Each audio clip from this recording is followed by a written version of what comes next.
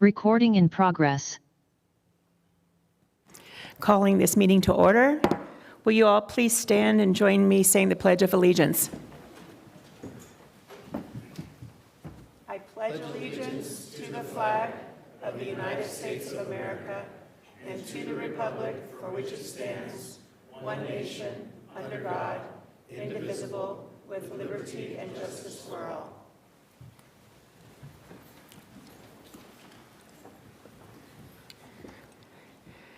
Taking roll call, Luis Gonzalez. Here. Greg Taylor. Here. Maria Garcia. Present. Dr. Wade McLean. Here. All present and accounted for.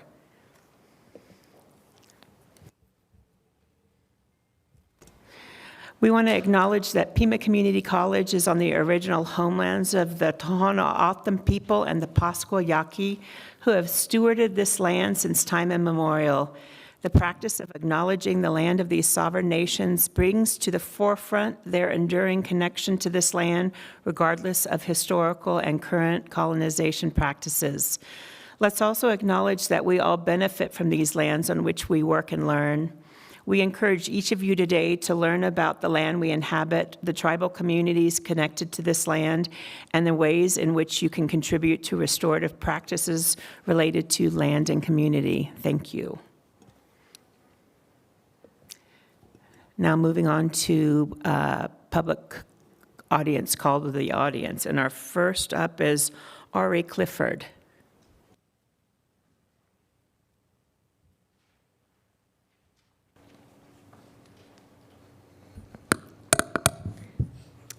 Good evening, PCC Governing Board, Chancellor Nassi, and distinguished members and attendees.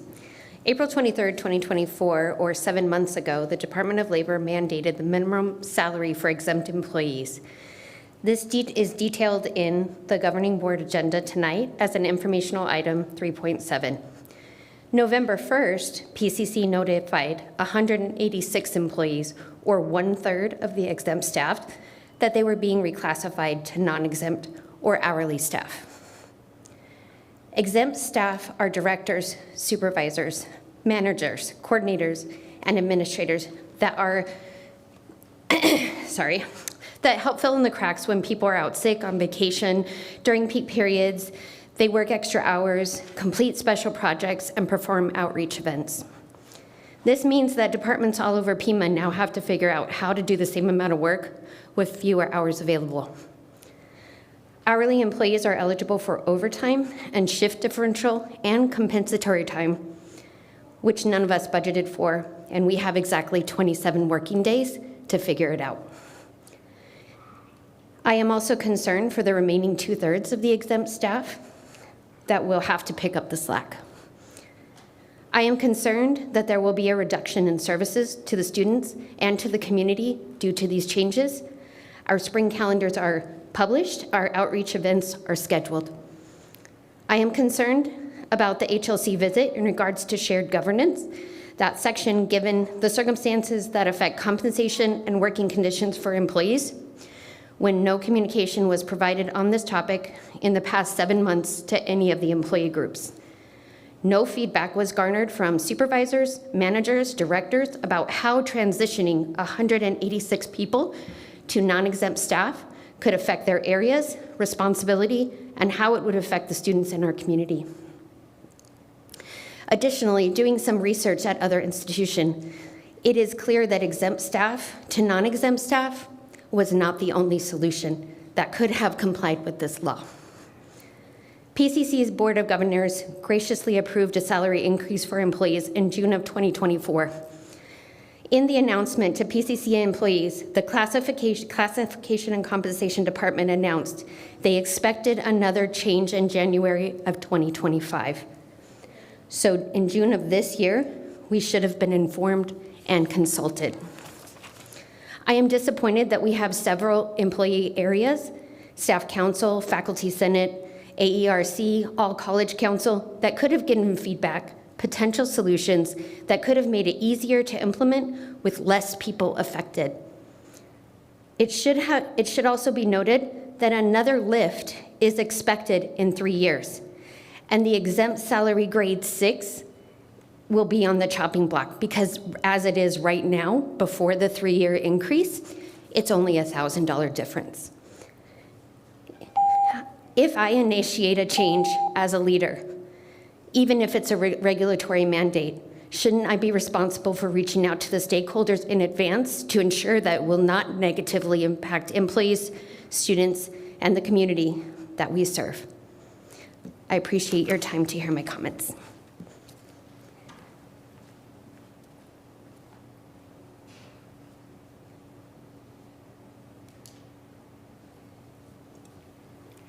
Chancellor, I would like us to look into this issue a little bit more. I understand that the legalities of it are above my pay grade.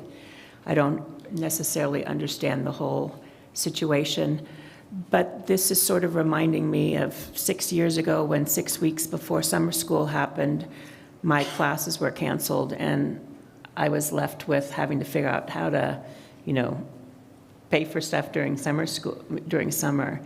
And I feel for our employees who were told, and once again, I think not a timely manner. So I'm not saying that we're going to be able to change anything, because I don't know, but I would like to look into it. Is there another way of dealing with a situation where it doesn't create havoc with our employees' lives? Yeah, thank you, Madam Chair. Sure, we'll look into that in terms of how we communicated the federal regulation change. Great. Will do. Thanks. Thank you. Okay, our next community member, well, not community member, Michaela Hayes. Thank you.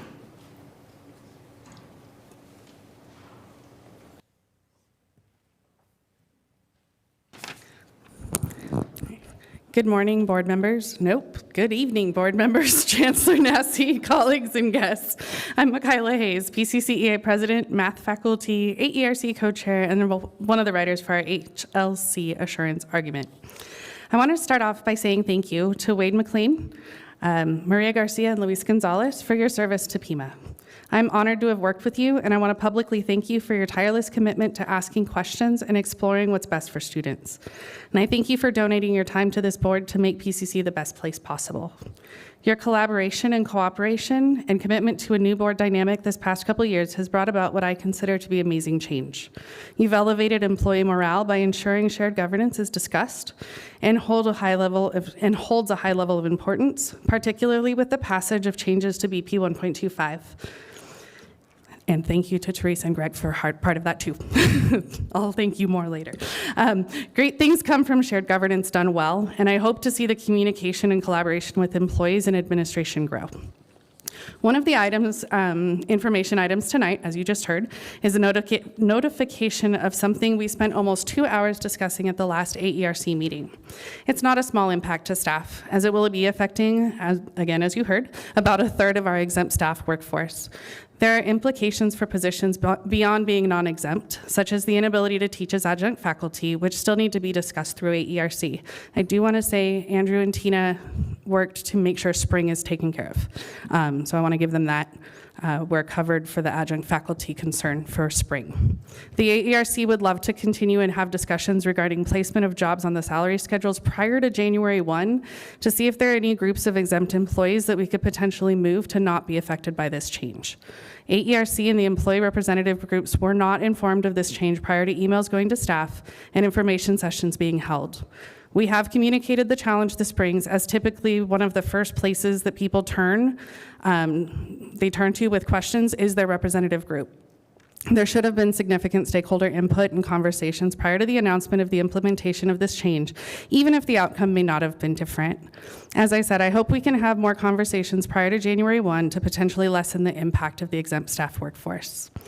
Along those lines, faculty and public comment will be sharing similar concerns with a stakeholder input regarding an AP. We started a good conversation last year on shared governance with the board, but I request that maybe we hold another retreat to discuss concrete expectations to ensure stakeholder input is valued in words, but also in writing. So thank you so much for your attention to these crucial topics. And since I have 20 seconds left, I also want to acknowledge that this is not about the outcome as much, although it was shocking to hear about the change. But Tina and Andrew did their best to work with people, and there was concern about making sure people heard about their jobs before other people did, but this was more of a broader stakeholder input issue that was something I'd like to bring forward. So thank you. And next, Kelly O'Keefe.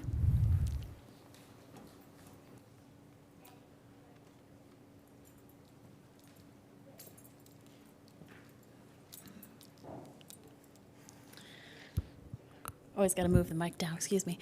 Good evening, Chairperson Rial, Governing Board, distinguished guests, and colleagues. My name is Kelly O'Keefe. I am full-time faculty and the department head for Health Information Technology within the Business and IT Division.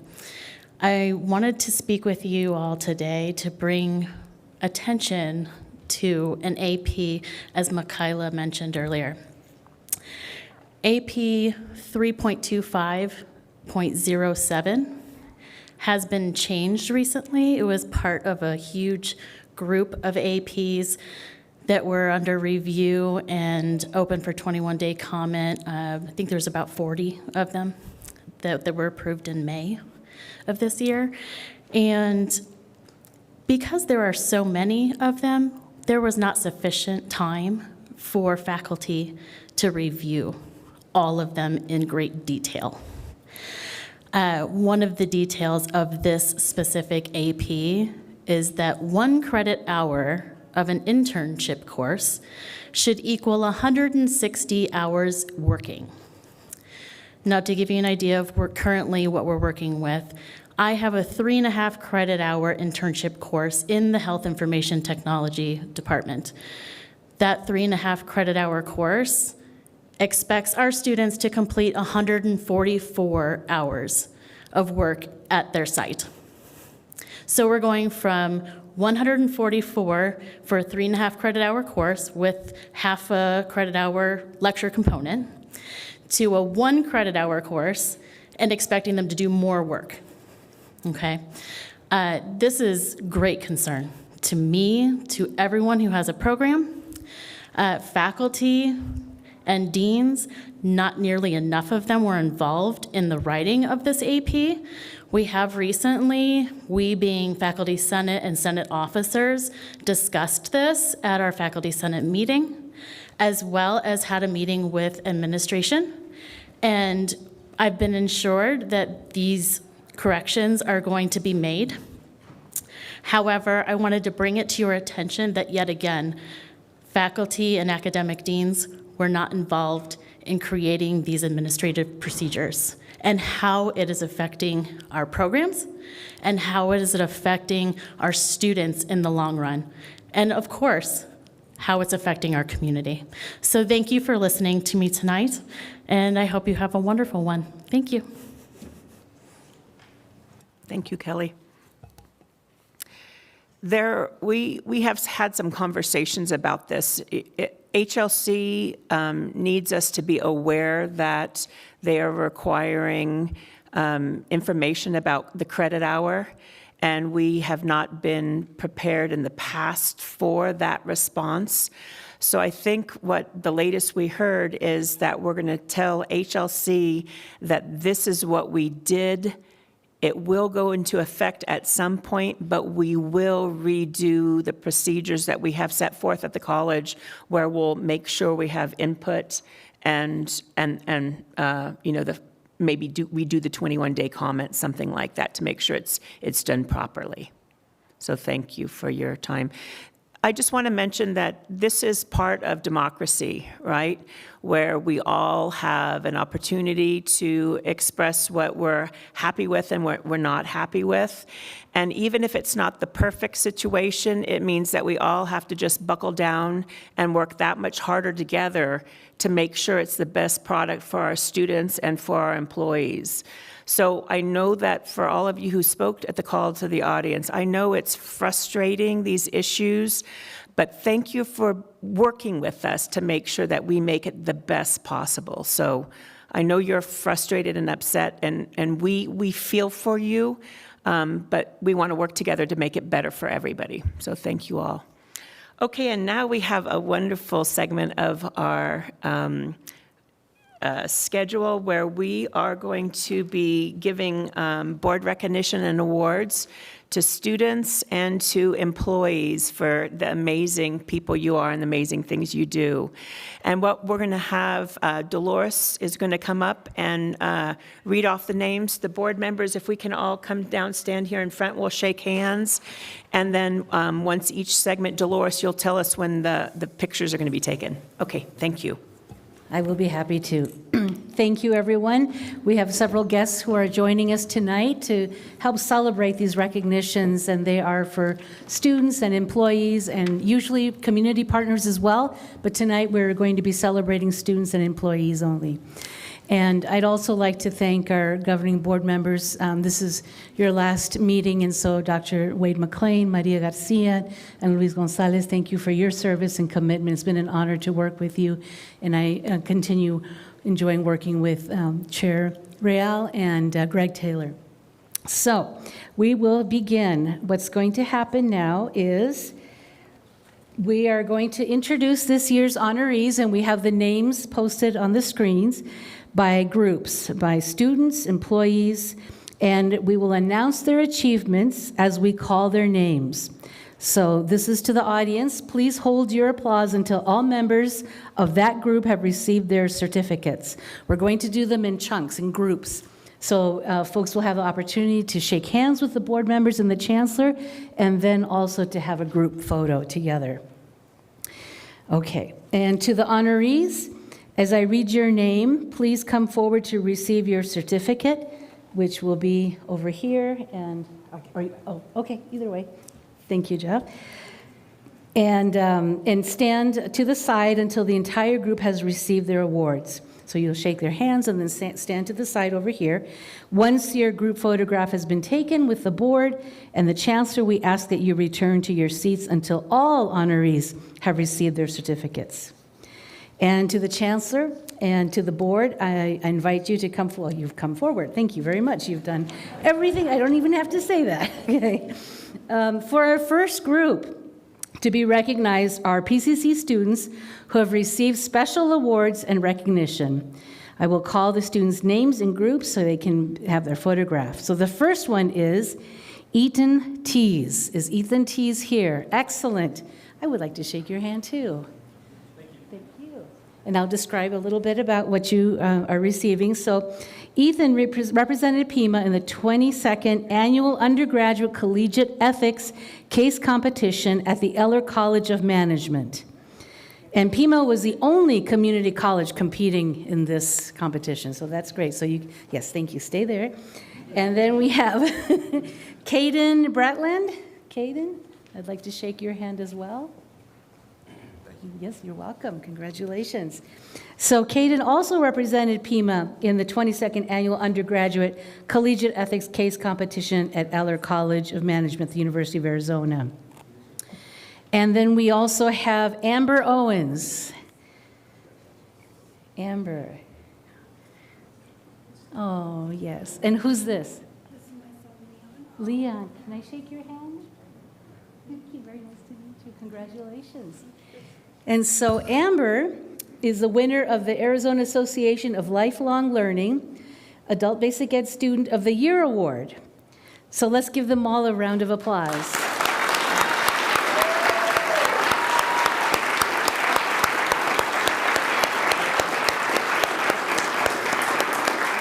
And please stay, if you want to get closer to the chancellor and the board members, we'll take your picture. Yes.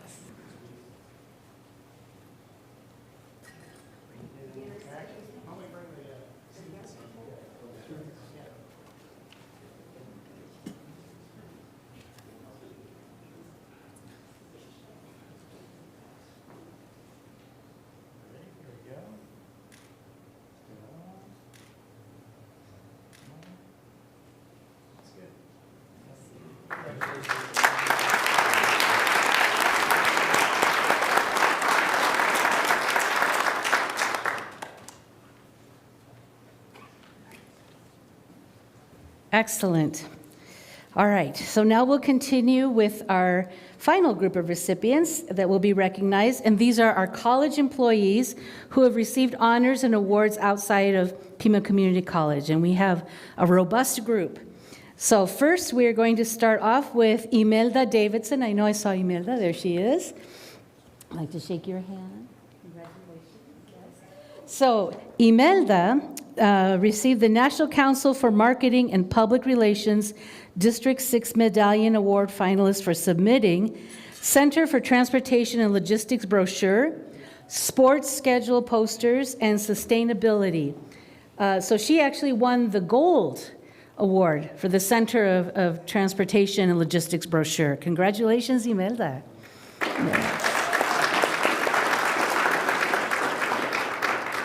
Next, we have Josh Slimero. Hi, Josh. Congratulations. So Josh also won the gold for the Sanskrit submission flyer, and this is also for the National Council for Marketing and Public Relations, District 6 Medallion. And he also submitted for a computer-generated illustration activity folder. Wonderful. Congratulations.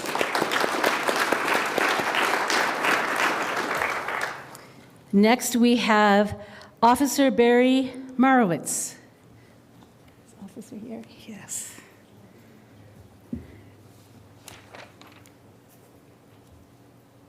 I'd like to shake your hand.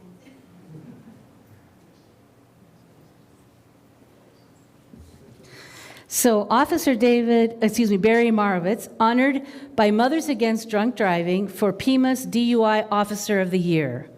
Fantastic, thank you.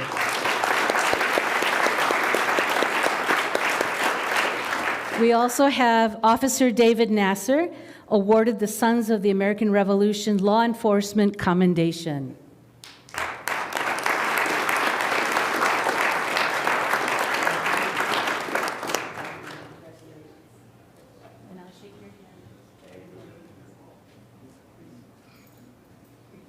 Okay. And next we have David O'Brien, accepted to the SETI Institute Unistellar College Astronomy Network for the 2024-2025 academic year. Is David here? Oh, there you are, David. Congratulations.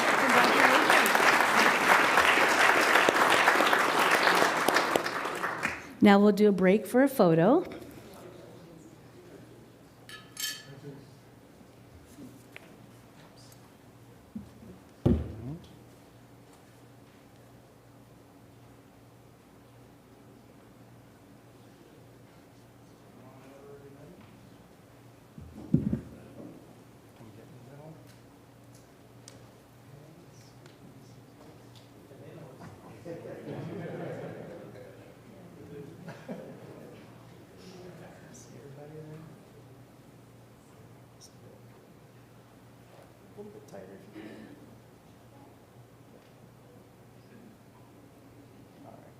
Here we go. One more time. That's good. Congratulations.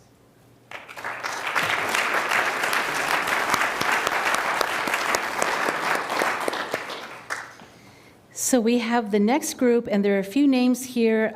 Unfortunately, they are not able to attend, but I will go ahead and read their names so we can recognize them as well. And that is Kyla Rodriguez, Katie Brown. They both received they're recipients of the Arizona Association of Lifelong Learning Support Staff of the Year Award. Actually, that's for Kyla Rodriguez. Katie Brown is the recipient of the Arizona Association of Lifelong Learning Advocate Francis E. Blake Award. We also have Alex Greengard, who's unable to be here tonight, winner of the Arizona Association of Lifelong Learning Rookie of the Year Award. And Jenny Ryan, who was the winner of the Arizona Association of Lifelong Learning Educator of the Year Award. So let's give them a round of applause, even though they're not here.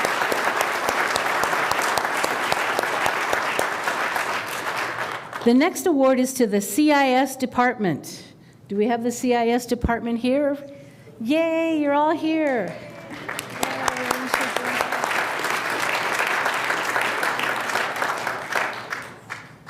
So let me tell you what they won.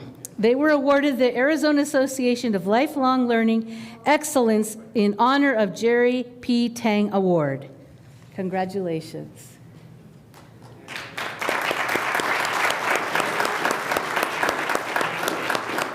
And I believe one of you was a student and is now working for the college, right? Picture? Yeah, picture. Okay, so yes, it's time for the picture. Nice and tight.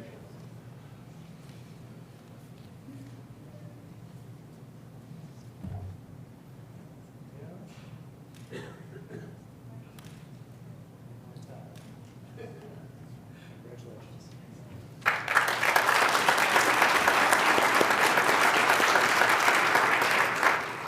Our next recipient is joining us via Zoom.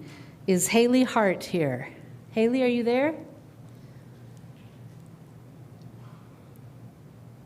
Okay, she's here in spirit.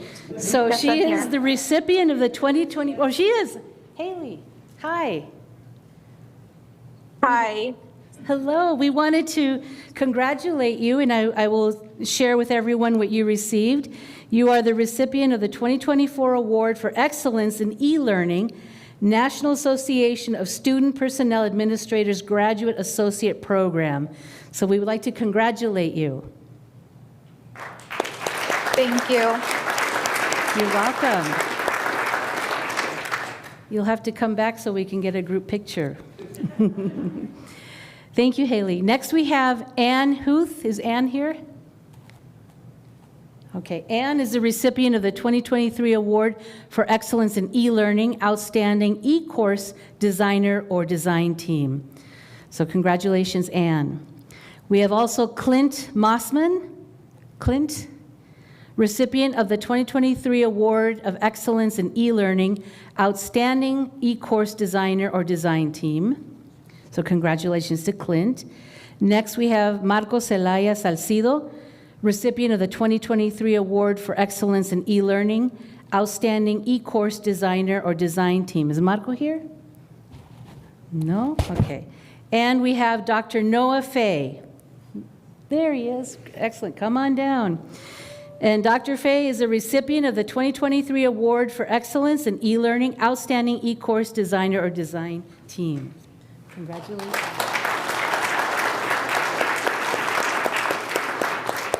So Noah gets to have a picture by himself with the whole board and the Chancellor.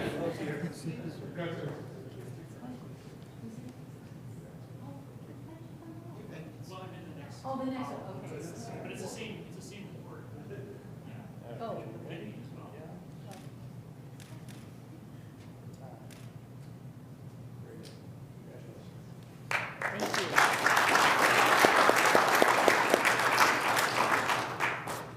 All right, next we have Steve Bayless, who is here.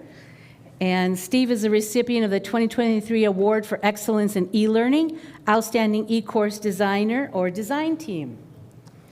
Congratulations, Steve.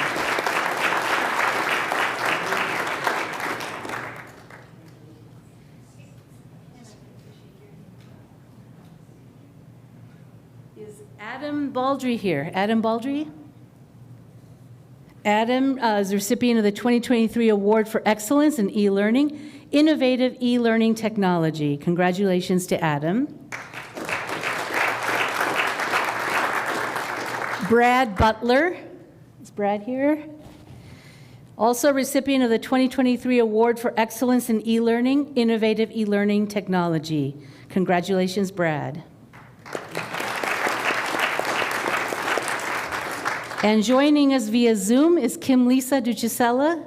Kim Lisa, are you there? I'm here. Excellent. Congratulations. And you are the recipient of the 2023 Award for Excellence in E-Learning, Innovative E-Learning Technology. Felicidades. Thank you. And I know I saw this person here, Vivian Knight.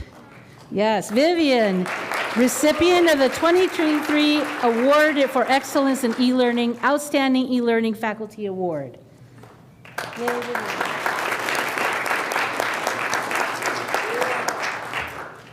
And we'll break for a photo.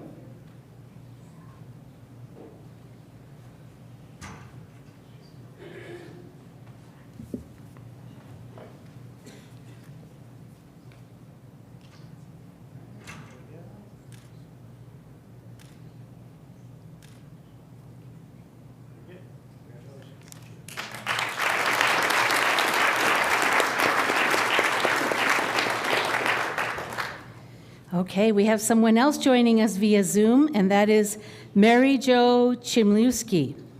Mary Jo, are you there?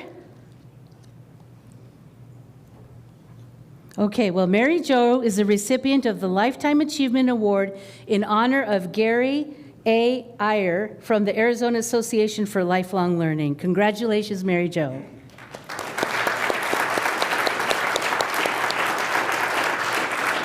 And I know I saw the next person, Lori Natali. She's here, awarded the prestigious Arizona SHRM State Council Ann Barnes Award for Professional Excellence. Congratulations.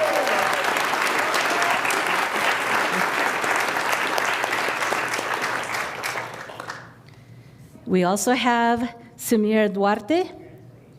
Samira, are you here? Yes, she is. Come on down. Samira is a recipient of the College Advocate of the Year Crystal Apple Award from the Metropolitan Education Commission. Oh, and we have, who's this?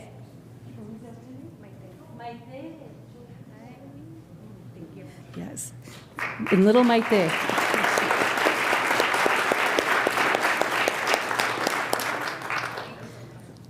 And we have now Dr. Garrett Davis.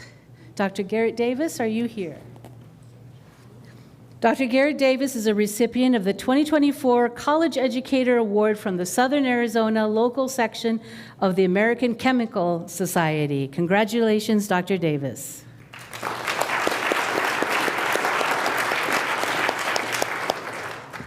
Next, we have Brittany Hart. Are you here, Brittany?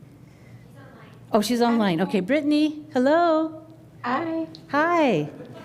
Congratulations to you. You are the recipient of the 2024 Rebecca Hoppel Salcedo Rising Star Award from the Arizona Association of Student Financial Aid Administrators. Congratulations to you. Thank you. There she is. And last but not least, we have Ari Clifford, who's here. Yay. Ari is a recipient of the 2024 Committee of the Year Award for the Arizona Association of Student Financial Aid Administrators. Congratulations.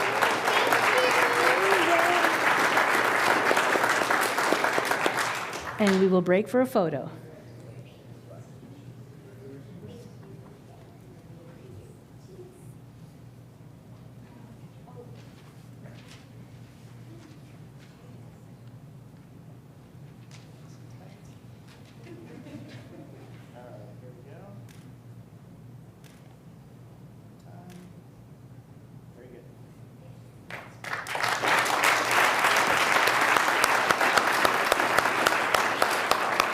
So this is what we are all here to do, right? To celebrate and to value and recognize each other. So please join me in applauding our honorees for their hard work and dedication.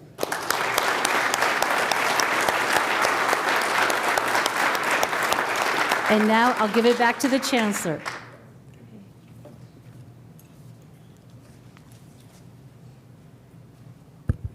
Thank you, Dr. Duran-Cerda, and you're right, we're here to celebrate and to recognize our colleagues, which also includes, of course, recognizing the great service of our board members. We have, I suppose, a bittersweet moment. We have 3 of our board members who are, this will be their last meeting, outgoing board members, and we want to recognize board member Maria Garcia.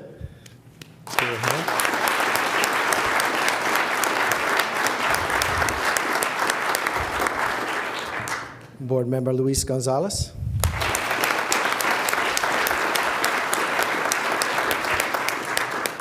And board member Dr. Wade McLean.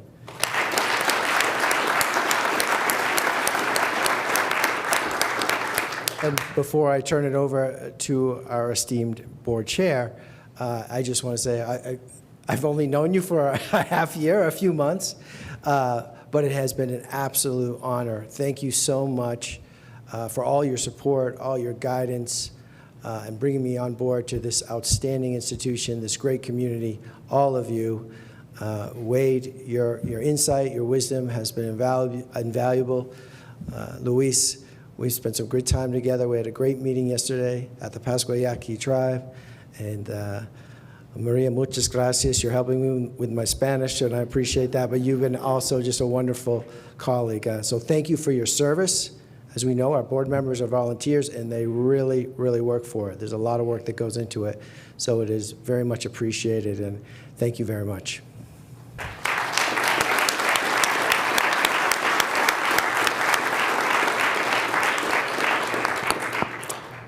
So you're looking at a group of amazing people. They've been fun to work with. They've been efficient and effective and kind and nice. And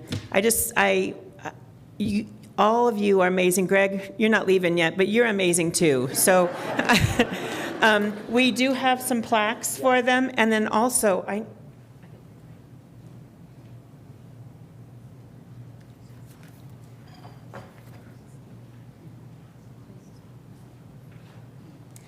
have a little something I want to read real quick too. Luis, I want to thank you for your exceedingly strong commitment to all students in Pima County. Your consistent belief that each person deserves access and opportunity to achieve their educational dreams and aspirations at Pima Community College was present in the way you spoke and the way you voted at board meetings. Your kindness and caring were always present. Your participation in board matters and your friendship means so much to me. Thank you for your dedication to this office. Your 6 years of tireless service will be remembered. You are appreciated. You will be missed. Thank you. That's my message to you.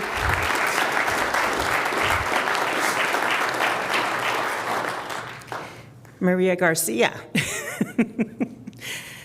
Your 6 years on the governing board of Pima Community College show that you care greatly about the integrity and transparency of this institution. Your questions and comments always proved that you were looking out for students and their educational opportunity. You were never afraid to ask difficult and uncomfortable questions. I know it riled some folks up, but you always stayed true to your beliefs, even under that intense scrutiny. You and I have become really good friends over these last 23 months, and I'm so thankful for our friendship. I know you will stay involved, and you also, Luis. I know you both will stay involved in PCC, and I actually expect to see both of you at Call to the Audience someday in the future. Maria, thank you for your service and your dedication to Pima Community College Board of Governors.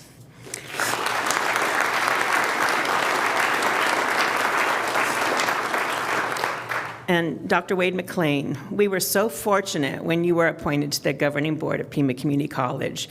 Your insight and your experience have been invaluable to so many of our board discussions and decisions.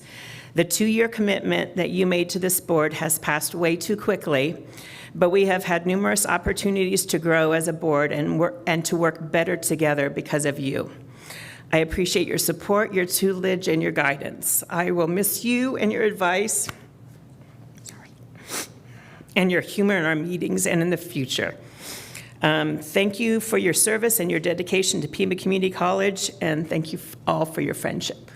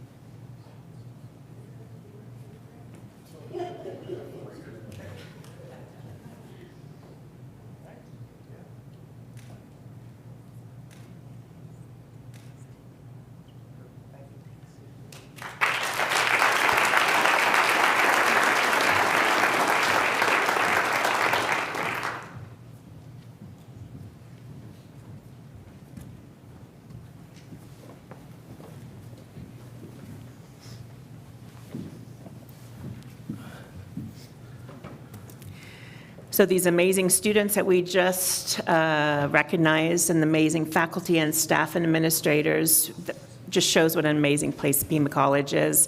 And you guys, you will definitely be missed, but you won't be forgotten. So thank you for everything that you've helped us do these last 2 years.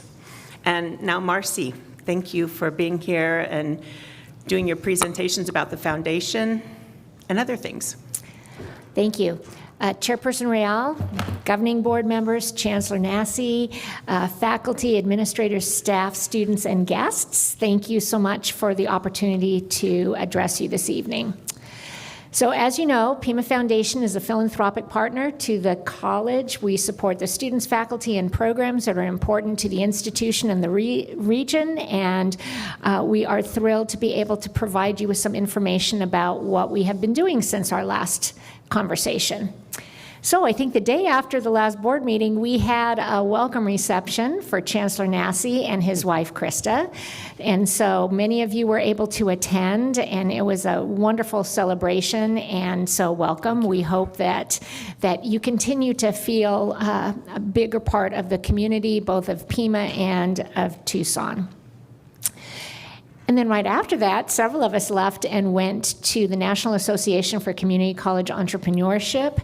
We were runner-up for the Entrepreneurial College of the Year, and we also received a $25,000, well, actually, we'll be getting it into our bank account in a couple days, pitch for the skilled trades that is focused on Pima Start, the success through advanced reskilling and training at the Center of Opportunity at the Gospel Rescue Mission.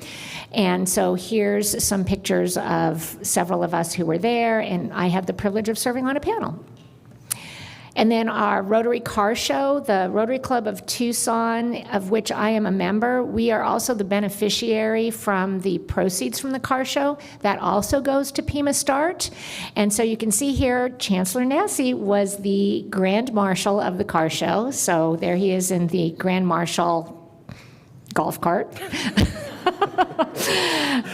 Pima had a table, and we will be finding out in January how much we will receive from that. Last year we received $80,000. We hope to receive more. I've heard that we did better than we did last year, so that's exciting. And I really want to say thank you to all of the people from the college who volunteered. We had a wonderful presence of volunteers, and the folks at Rotary were thrilled to have just the volunteer army from Pima from Friday through all day Saturday and into Sunday. Then we fast forward to last week, where the Chancellor and several of the governing board members and a huge number of veterans were at the Aviation Technology Center for the Veterans Program.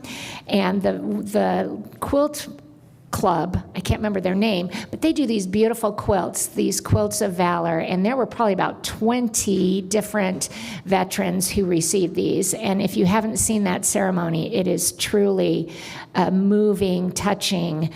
They display the quilt, as you can see here, and wrap the veteran in it, and it is a really amazing thing to witness. Our podcasts, we've had 6 since our last gathering, and so here are a number of the people that have been on our podcast for a variety of different reasons, and then our blogs are also covering a variety of topics. So I think I've talked with you about the fact we have a license plate that we have been approved to be able to purchase, to pay for. And so here are some designs. We would love feedback on what people like. Think about this on the back of a car, and ease of knowing who the license plate is for. So this is in your packet, and those of you who are watching or looking at the agenda through the website, we would love to find out what it is that people like the most, because we want to move forward with this. And it is an 8 to 10 month approval process. I know that's hard to believe with the Department of Motor Vehicles, but it will take a while once we choose one of these or several that we can move forward. There are several other things that we have been working on. One of the things I wanted to bring up was the Rockin' for Heroes concert, which took place on Sunday. Some of you, I think, in August were at the Jacob Didinger Memorial Scholarship big check presentation at East Campus. The first recipient of that scholarship was introduced at this concert on Sunday. Her name is Thea Cromwell. She's in the EMT program, and her story is amazing. If you haven't seen it, there is a clip on KVOA. They interviewed her, and she is planning to finish the EMT program, move into the Fire Academy, and then go into paramedicine. And so her trajectory is through Pima to be a public servant. We still have El Tour opportunities. Jerseys and T-shirts are in our office if anyone would like them. Our Hillman match, the 50% match expires at the end of November. And so if anyone has been wondering if they should make a gift, want to make a gift, now is the time, because we want to make sure that we can take advantage of that. A few other things that we're working on are listed. And then this is a little old, so it says September 30th. Actually, as of October 31st, our portfolio was at $16.4 million. And in October, we've handed out nearly $300,000 in scholarships to students at the college. Here's my team. We're all getting new headshots that are much more consistent and things, so that'll be better next time. And then it is my pleasure to introduce to you 3 different people. We're going to start with Consul Rafael Barcelo Durazo, who is from the Consulate of Mexico. He is a wonderful partner, as are his colleagues at the consulate. In the last several years for Pima, the Mexican consulate has contributed over $600,000 through the foundation for scholarships that support students of Mexican origin. And there's also a number of programs that other people in the college participate in that encourage students to enroll and answer questions about furthering their education at Pima Community College. So, Consul Barcelo?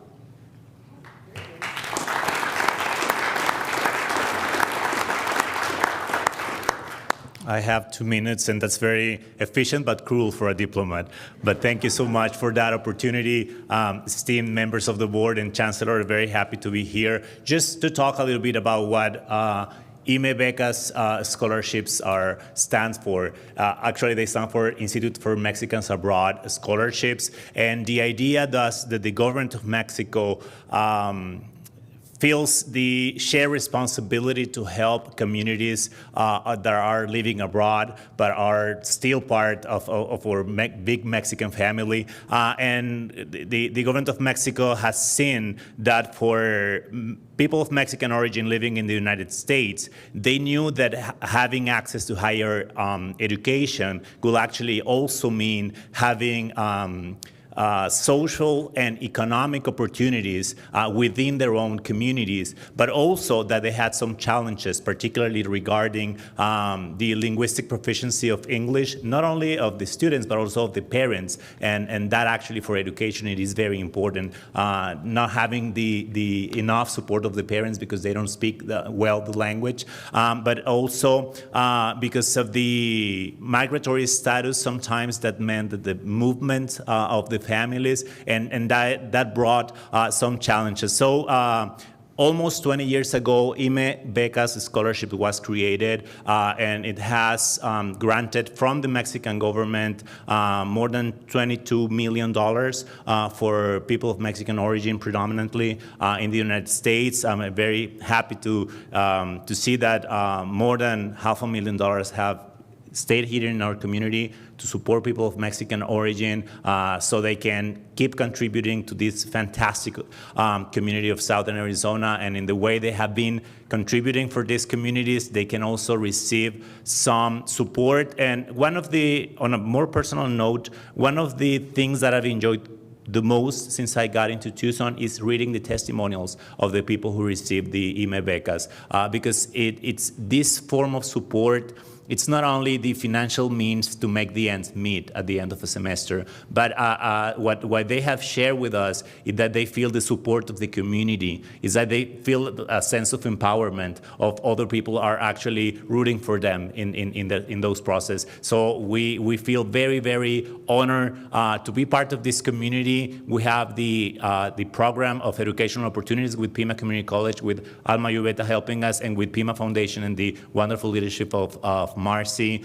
We were able to contribute with the EMA scholarship, so we're very, very happy about that. And thank you so much. And I'm pretty sure I used more than 2 minutes. Thank you.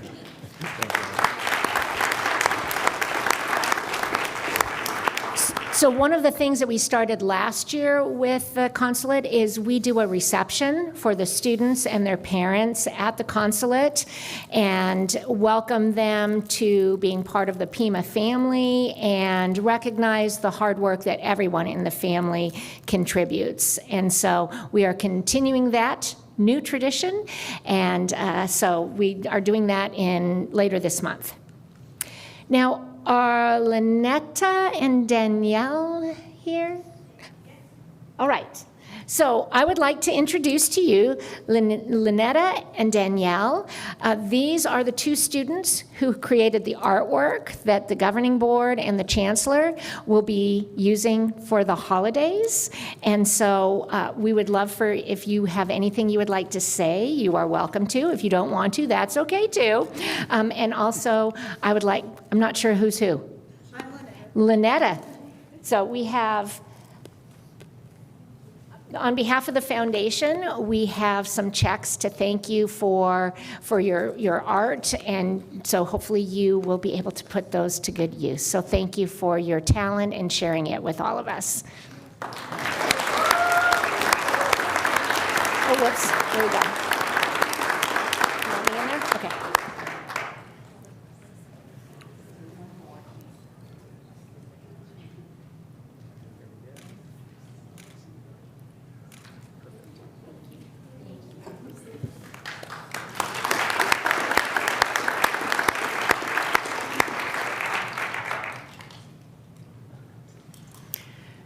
And now it's summary of board members' events for the last month.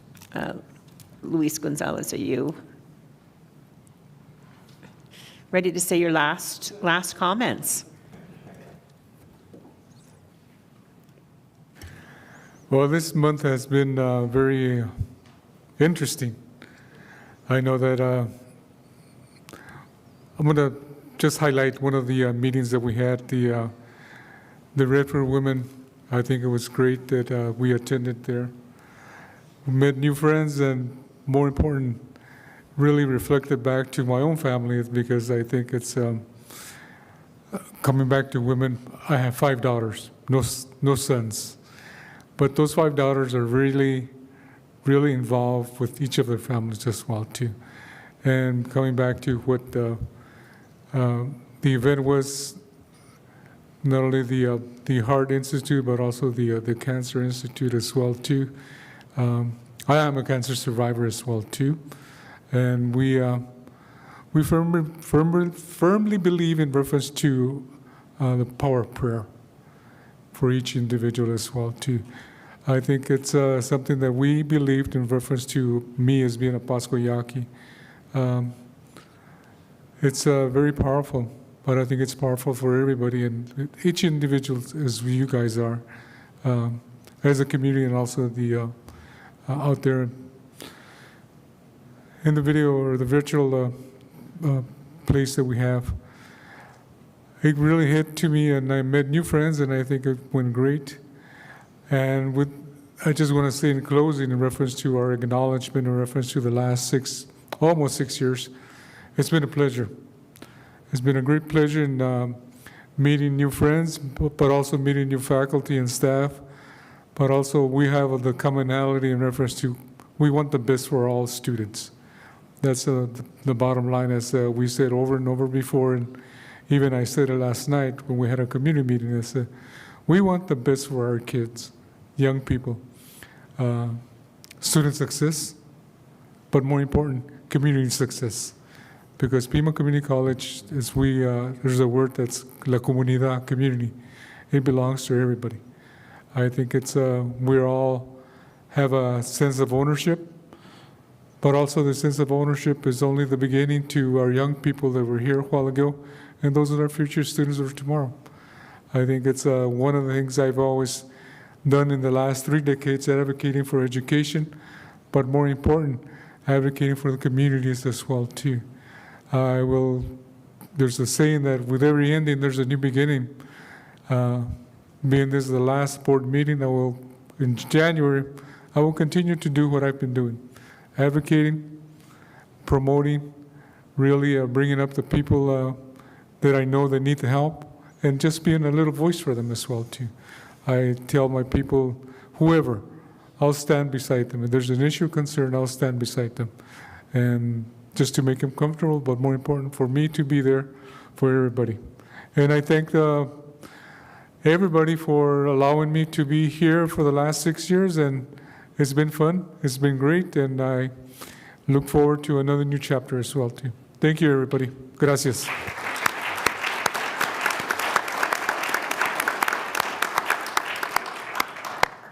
Greg Taylor. Yeah, this one's maybe a little lengthier than some of my previous ones, so bear with me. There's a few different things in here, but first of all, I wanted to say a belated Happy Veterans Day to our faculty, staff, students, those who served, including our new Chancellor, Dr. Nassi. Thank you for your service. And also another thank you to Dr. Nassi for the community forum he put on East Campus on November 7th. It was a great evening with not only students, but community members, business owners. East Campus is the only Pima facility in District 4, so it's one that's special to me. So thank you to everybody that came out. And it was really, is heartening a word? Is that the opposite of disheartening? Very heartening to hear from so many community-based organizations and local businesses that were really excited about opportunities to partner with the college, either to employ our students to help their employees build skills, or to provide social services to our students in maybe a more effective way than we've been able to in the past. So it was wonderful to hear all of the comments and feedback there. I also was able to attend the Association of Community College Trustees Leadership Congress recently. I wanted to give you some highlights, like I do usually when we travel. There was a session I attended on the role in supporting the Chancellor and the college through accreditation, which we're in the middle of right now, and we'll be really in the thick of in a few weeks here with the HLC visit. I was able to sit down with the Bellwether Award winners for programs in healthcare and teaching and in college workforce development. It was fascinating to get to know them and hear more about their programs. And I was also struck by a session that I attended about partnerships between community-based nonprofits and community colleges to meet.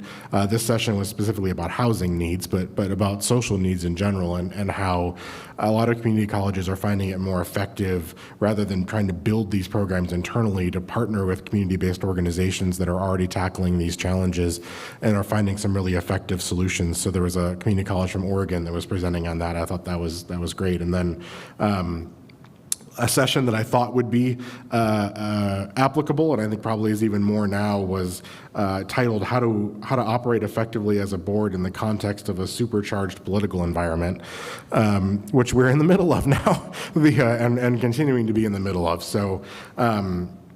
Speaking of politics, I wanted to acknowledge the board members at my sides who are leaving after this last election.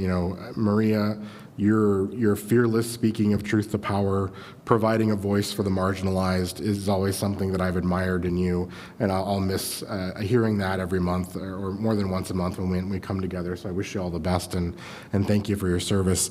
Luis, same to you. Thank you so much. Your consistent reminders to us to put students first, to center what we're doing on community, and the education you've given me through the unique cultural lens that you have about how we meet the needs of all of our students and all of our communities is something that will will stay with me for a long time. So thank you so much for that, Luis. I appreciate that. And Wade, you know, your deep expertise from your career, your experience in education, your frank but funny and respectful advice on a consistent basis is something that will be missed. And I really appreciate serving with you, and thank you for your service on the board.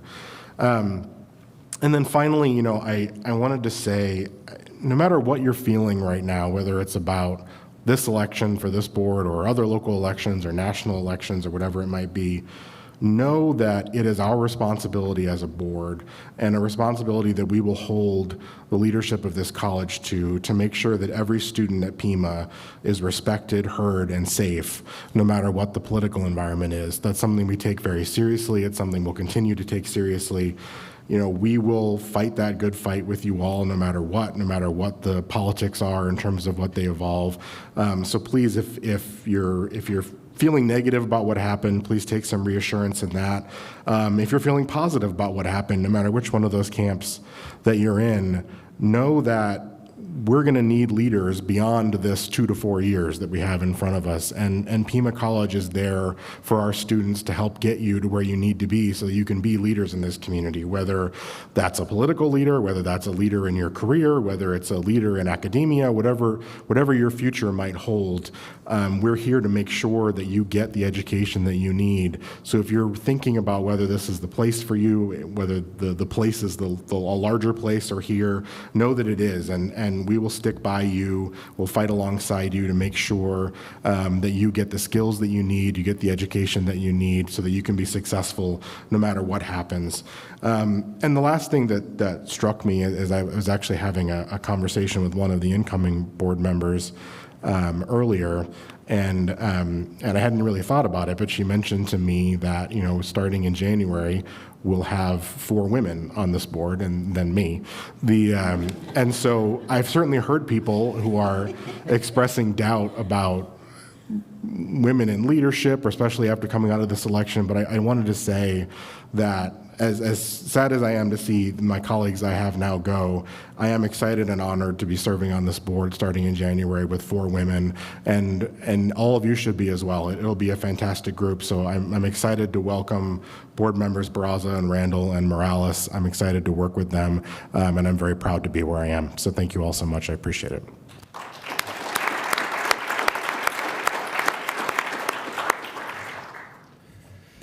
Okay, so I guess it's my turn. Sorry. I want to thank you all for having allowed me to serve as your board member. I will miss you guys, but I will be here, so I don't plan on leaving totally. Anyway, it's been a pleasure. I've learned a lot. This college means so much to the community, and I hold it very dear in my heart. So, and I want to congratulate the people that won the election. Welcome them. I know you'll do a great job. Be respectful, be polite, be thoughtful, and support the Chancellor. He's going to need it. There's a lot of work to be done here. Anyway, I sincerely appreciate the people that I've worked with here on the board. Wade is crazy, to say the least. And Teresa's been a great leader. I really admire Greg for the insight that he has and how he talks. So, and of course, Luis, well, he's an old buddy of mine, so I'm not saying too much about him. Anyway, thank you all.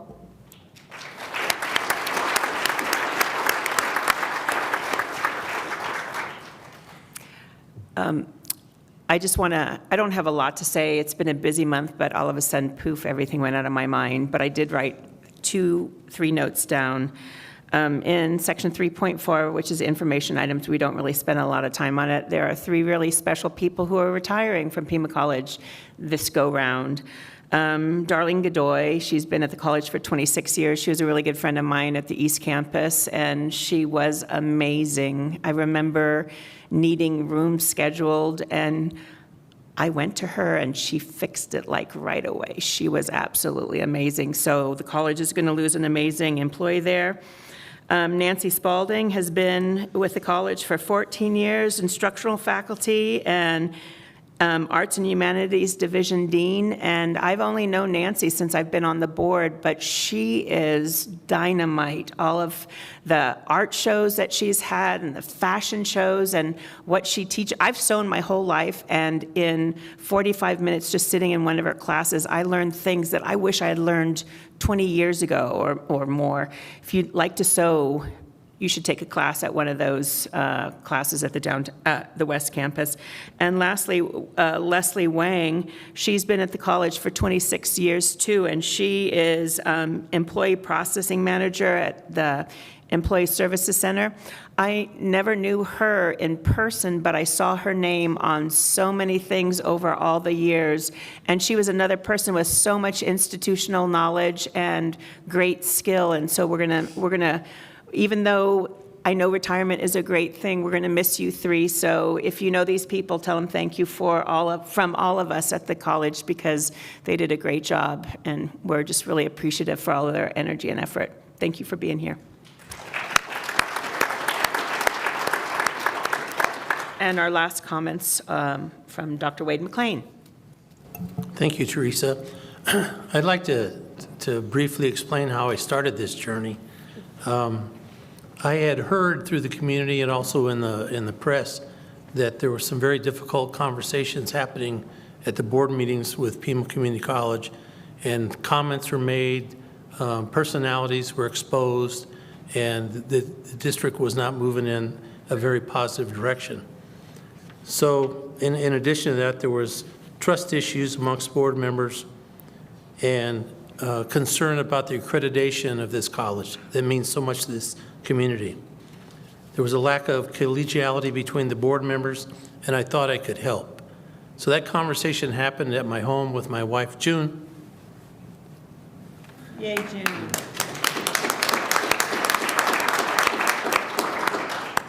I used to love you. So June filled out the application and submitted my name. Thank you, June. And I'd like to thank you, June, for your faith, your guidance, and support. We have 2 board meetings every time there's a board meeting on Wednesday night. We have this board meeting, and then when I go home, after she has watched the other one, I get another board meeting on what I should have done and how I should have done it. So it's been an evolution for me for the last 2 years. And we're celebrating our 2nd anniversary this week. So she hasn't had a lot of practice dealing with me, but she is totally dominant in that respect. In the first meeting, I thought I was going to take control of the board, so I nominated myself to be chair, and I lost. And the experience took over, and Luis and Maria elected Teresa. Greg and I were out on the fringes on day 1. So I want everybody to know that's probably the wisest decision that this board has ever made, and I could not have carried her purse to these meetings the way she has committed herself to this board and this community college. Thank you very much, Teresa. They never told me there was going to be 3 chancellors in 2 years. I thought it was going to be a lot easier than this. But I'd like to publicly thank Dr. Dolores Duran-Cerda for maintaining the culture and the goals of the organization through a very difficult time. And also, kudos to the executive leadership team, especially David B. and Jeff Teese, who ensured consistency in operations and leadership. Everybody stood up and accepted their role and committed to moving forward the college and its efforts. Any organization is evaluated by the parts of the organization that interact with the community on a daily basis, and that would be our campus sites. So I'm very respectful and thankful that we have such strong vice presidents in this college district, and they did a great job maintaining the positive outlook that people have with Pima Community College. The foundation also continued to prosper and support for the goals of this organization through difficult times. And Marcy, I can't thank you enough for all you do. Michaela, I don't know what you do. I don't know if you're on the faculty, the leadership group, the Higher Learning Commission team, but thank you for everything you do. And someday we can go out and have a cup of coffee and you can tell me what your job is here. Thanks to Denise Riley for her positive comments and suggestions to help move the faculty and staff in a positive direction. She routinely comes up to me at a U of A basketball game and makes sure that I know how she feels about the running of the college. So thanks, Denise. You know, I've always said in my previous life that the tone of my old school district was set during the conversation at governing board meetings, and I firmly believe that the community will accept the conversation, the culture that is established on our Wednesday nights.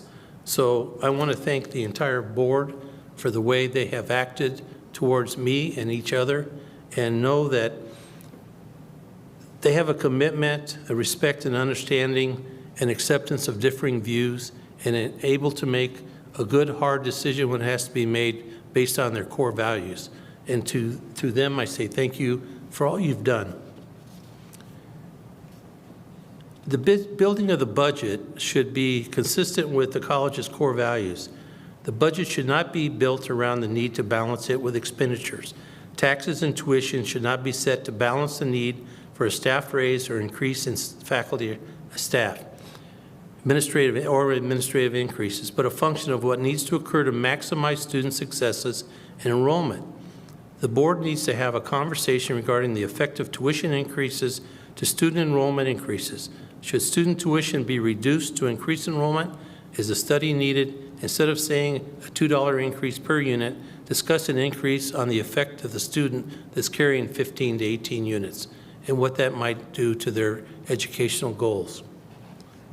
These are my warnings, predictions, and suggestions. Dual enrollment. Pima Community College, first of all, let you know that I'm an old high school principal that had dual enrollment in my school, and always thought it was the right thing to do, and it was very, very successful. Pima Community College and the community lauds the dual enrollment program, which is a great program for our area high school students. A conversation needs to occur about this value to the college. It generates negative revenue in at least 3 ways. Pima Community College spends resources monitoring the program. 2, the program allows high school students to receive 2 years' worth of credit with no revenue to the college. And 3, we lose those potential students on our campus programs when they get the credits at the high school and move directly on to the university system. So I think there should be a conversation about changing the way that dual enrollment is offered, and that could be either establishing a system where the student still gets the dual enrollment classes at the high school and it goes on their high school transcript. If they want Pima Community College credit, they pay us for the tuition that we would have had, and maybe a reduced rate, maybe the same rate, but a way that they can make a choice that will eventually benefit the community college in some way. I think we should consider designing a comprehensive program with community and government agencies such as the Chamber of Commerce, Southern Arizona Leadership Council, city councils, Pima County Board of Supervisors to collectively exert pressure on the legislature to return funding to Pima Community College. I don't know how much longer we can exist without that funding that we deserve. Maricopa Community Colleges, Pima College are the only ones that do not receive that funding, and it's not right, it's not fair to us or our children and our students. So there ought to be a concerted effort to organize this community and go up to the legislature and get them to do that. We ought to start a formalized conversation about differentiated tuition. Simply put, charge a higher tuition for programs that have a higher cost. I don't know what that looks like, but I think we would all gain from the conversation. Coordinate fire and EMT programs with all agencies. Could we share facilities with other agencies such as Tucson Fire and minimize the need for additional block and mortar facilities? Is there a duplication of services in this region? So I would hope that we would have a conversation with all the communities that need EMT and fire training, as well as offering their own EMT and fire training, and end up having one big comprehensive program so that the cost can be distributed throughout the programs. I think we should accelerate the baccalaureate programs. We're already behind other community colleges in Arizona in this effort. We should collect data and the needs of the community with emphasis on STEM degrees such as engineering. Evaluate the need for any program to exist that trains students for entry into a minimum wage job. Research the place of our graduates to see if their education at Pima qualified them for a job that can, 1, pay above minimum wage, and 2, justify the cost of their education at Pima. And have a conversation with area high schools and JTED to decrease the duplication of programs of vocational education. If a course of study is offered at a high school and JTED level, does it also need to be offered at Pima Community College? In regards to the Higher Learning Commission identified and deficiencies, how long have these deficiencies been identified? That's the first thing I heard when I became a board member was we're in trouble with HLC. We have to get our accreditation taken care of.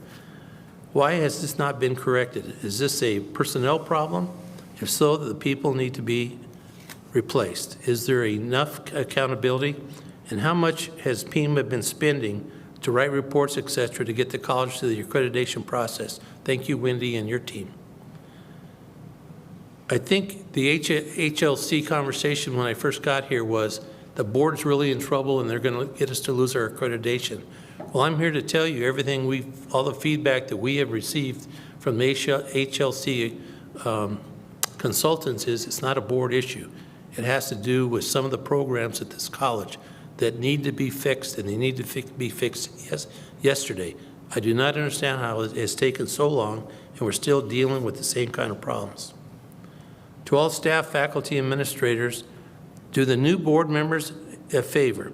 When addressing them at a board meeting, in conversation, or in writing, please understand that the Pima-E's language is hard to learn. I still have difficulty with AERC, TLC, CTE, HLC, ACUE, D2L, PCCEA, and on and on and on. I hope you get my drift. How am I doing? Good. Okay, all right. What are we doing to prepare for the changes in our national college rules and expectations? This will be a far-reaching conversation that will impact every department in the college. How are we preparing to be mobile enough to make whatever changes may be coming our way? There's a new political wind running across our country. We're going to need to be able to run with the wind and survive. Just remember, we're here to serve our students, and whatever it takes to give them an excellent education program is what we need to do. I'd like to thank my fellow board members, Maria Garcia, Luis Gonzalez, Greg Taylor, and especially Teresa Riel, for their commitment to Pima Community College and how they have treated me. I felt valued and respected at all times. When I first got here, somebody said something to me and I said, I can go home and get beat up. I don't need to come here. But we have become friends and colleagues, and it was a joy to be on this journey with them. And to Dr. Jeffrey Nasi, you have a monumental task making Pima College better every day, and I'm sure that you're up to it. Good luck. Thank you.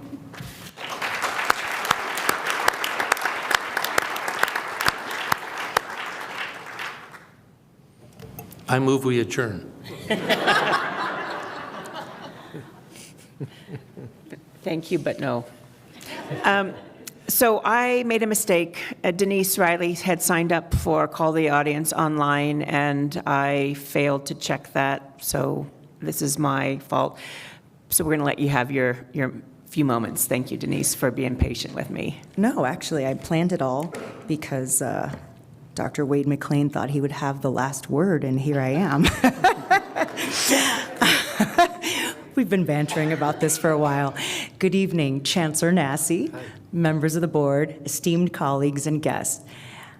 I'm Denise Riley, your Faculty Senate President and your former Faculty Governing Board Representative. For the past 4 years, I have watched, I have observed, I've participated, and watched this board change and develop over time, and all the comments that many of you have made about the collegiality, about the critical thinking, about the larger lens of the college. It has been my pleasure, at sometimes my pain, to be honest with you, over those years. But it is really, truly all of you that are leaving. I came to make a comment about Dr. Wade McLean. I didn't realize it was going to be addressed to several of you, but I just thank you from the bottom of my heart for your time, your volunteering, and your energy to have such a great lens into helping the students and really supporting the faculty at Pima Community College. I so appreciate what I've seen develop and grow over time, and I know that under your leadership and under our new chancellor that we will continue to see that growth and support of students and faculty. So while I will still see you at basketball games, and by the way, for everyone, I have to walk down to see Wade at the basketball games because his seats are much better than mine.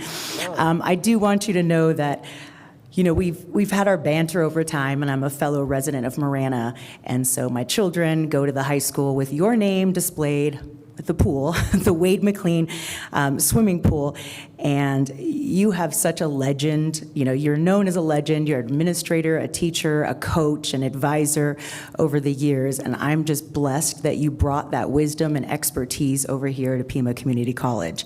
And I don't know that you recall, but you're pretty sharp, that I asked you once, why did you do this? Like, why? Shouldn't you be off in an RV with your wife somewhere, touring the country? And you said, I've had an RV for years. My wife is probably going to leave me if I keep doing this stuff. And I still said, but why? Why did you volunteer for this gig? And you said, because I thought I could help. And those words really resonated with me. I thought I could help. Just as simple as that. Very Ted Lasso, right? I thought I could help. And it really, really impresses me that all three of you, Luis, Maria, in it for the long haul, Wade, you filled such a crucial role. And all of you just came here, you gelled together, you worked together, and I have no doubt that this will continue to move forward in a great direction. I just want to say thank you for supporting faculty, for supporting students, for entrusting in our new leader, finding our new leader, and I just really appreciate it. So thank you on behalf of all faculty at Pima Community College. It's been my honor and pleasure to work with all of you. Thank you.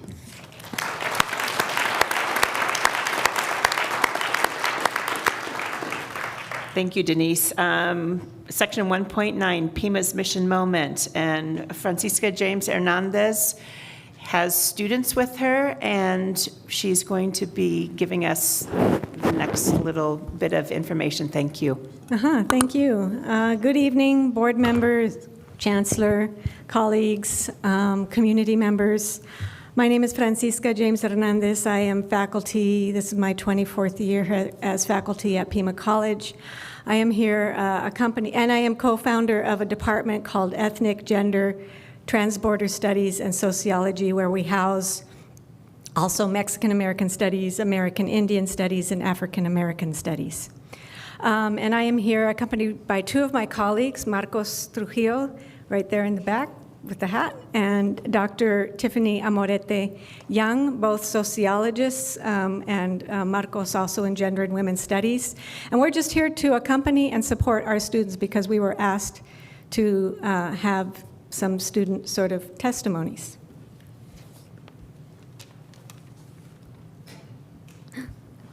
Hello, everyone. Good evening, and thank you for being here. My name is Maya Casillas. I'm a natural resource major with an emphasis on wildlife management and conservation. As this is my last semester here at Pima, I've taken the opportunity to take Mexican American Studies and Intro to Feminist Studies. As a science major, these classes don't exactly correlate, although as a Latina in a white male-dominated field with an average of about 5% being Latinas, these courses have really helped me navigate my way through science.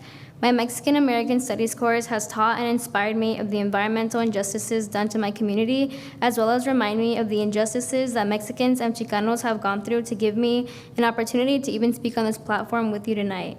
My Intro to Feminist Studies course reminds and inspires me that women like myself can get this degree despite patriarchal agendas.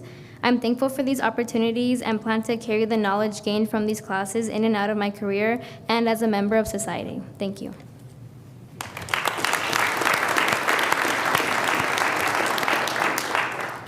Hi. Good evening. My name is Perry Sanchez, and I'm a liberal arts major, and my interest of study is in sociology.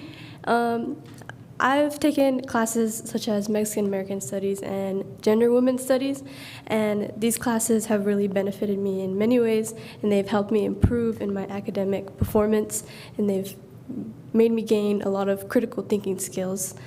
And I really enjoy the environment where there's a class for my own cultural and heritage, and it really has increased my engagement and enhanced my cultural identity. Thank you.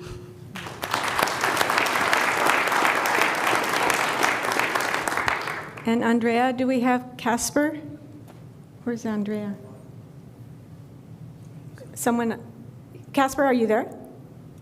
I am, yes. Oh, go ahead. We have Casper connected. I don't know if anyone, oh, there I am. Okay. Hello, my name is Casper Castro. I am a science major with an emphasis in marine biology, eventually leading to a career in education. Taking both La Chicana in Mexican American Studies, as well as Intro to Feminist Studies in Gender and Women's Studies with Dr. Hernandez has given me a strong foundation to build on in being able to work with my peers and colleagues in ways that nourishes and empowers both myself and those around me. My experience in these courses have not only given me the ability to approach my future career in science education with the foresight and cognizance to fight systems of oppression affecting communities that I interact with every day, they have also provided what has become a necessary, positive, and stimulating space for me as an openly queer person to freely and safely find confidence in academic conversation and expressing aspirations for my future. Thank you. Is Samantha on the line? Samantha? No? Okay, so we have one more who sent her statement by email. This is an alumna, a PCC alumna, Taryn Ashley Williamson. During my first semester at Pima in 2022, I decided to take Intro to Feminist Studies. I also did the audio for the EGTSS, that's our department, Climate Action Summit last May. Feminist studies was very inspiring to me, changing a lot of ideas I had on feminism. I had never before considered myself a feminist, but was open-minded. Taking this class made me realize that feminism really was for everyone, even for me as someone who is religious and considers myself politically moderate, depending on the issue. I now identify as a Christian feminist, and I realize how important it is to promote equality for all people, as it's the most loving thing to do.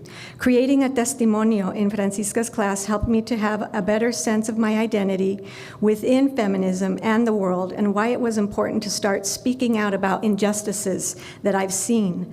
My testimonio had to do with my issues leading a band as a bigger woman.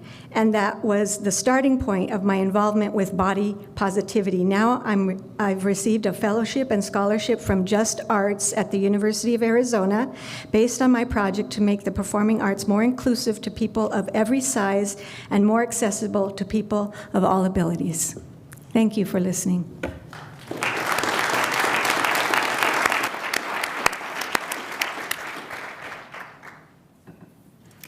And next, Jim Craig is going to talk about the 22nd Annual Collegiate Ethics Case Competition. Come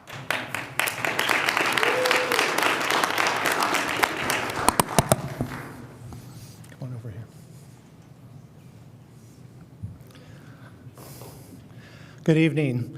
Chairperson Real, distinguished board, Chancellor Nassi, PCC family and friends. This is a story about two students who have proven that they can achieve their potential by stretching and reaching farther than they thought they could. This is a story about a ethics case competition hosted by the University of Arizona Eller College, who invited 25 universities to compete. And they invited Pima Community College as the only community college to compete with them. These students ranked 5th overall amongst all those universities, beating such distinguished universities like Penn State and the University of Massachusetts.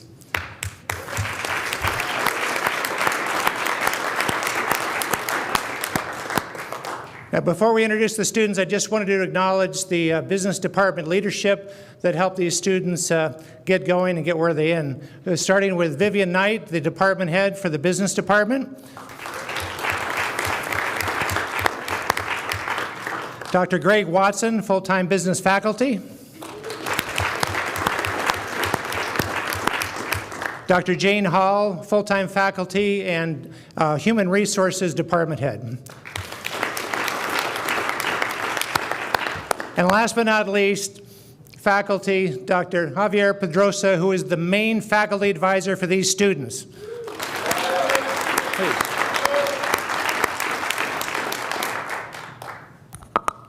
Thank you very much.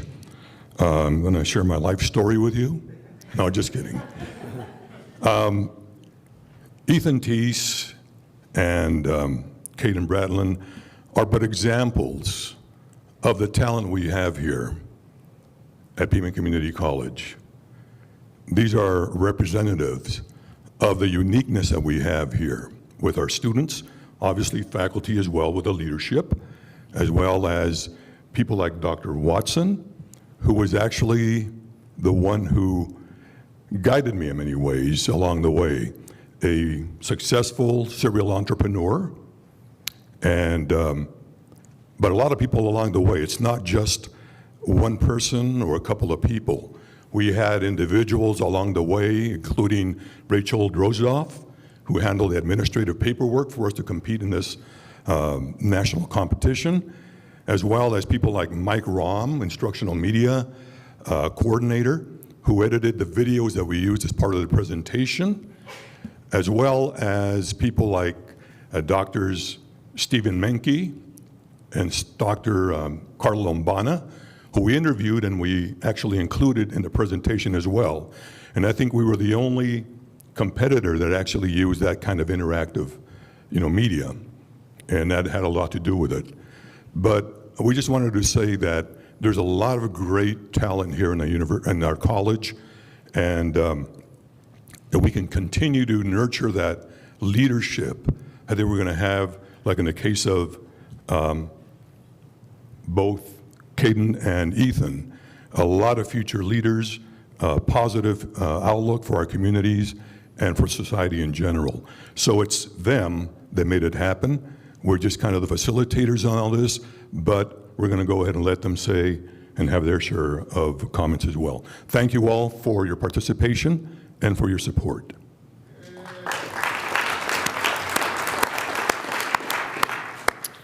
First off, I would like to thank the governing board for this recognition. It truly means a lot to me and Caden. I'd also like to thank Dr. Pedrosa for presenting this opportunity to us. His ethics in the workplace class was hands down one of my favorite classes I've ever taken, and he is by far one of my favorite professors that I've ever had. I'd also like to thank Caden for being a solid partner during this. I truly couldn't have done this without him. And I would also like to thank Vivian Knight, Jane Hall, and also Dr. Greg Watson for helping us prepare for this competition. I learned a ton of leadership skills as well as a lot of ethical decision-making skills, and I'm just super happy that we were able to represent Pima well. Thank you. I'd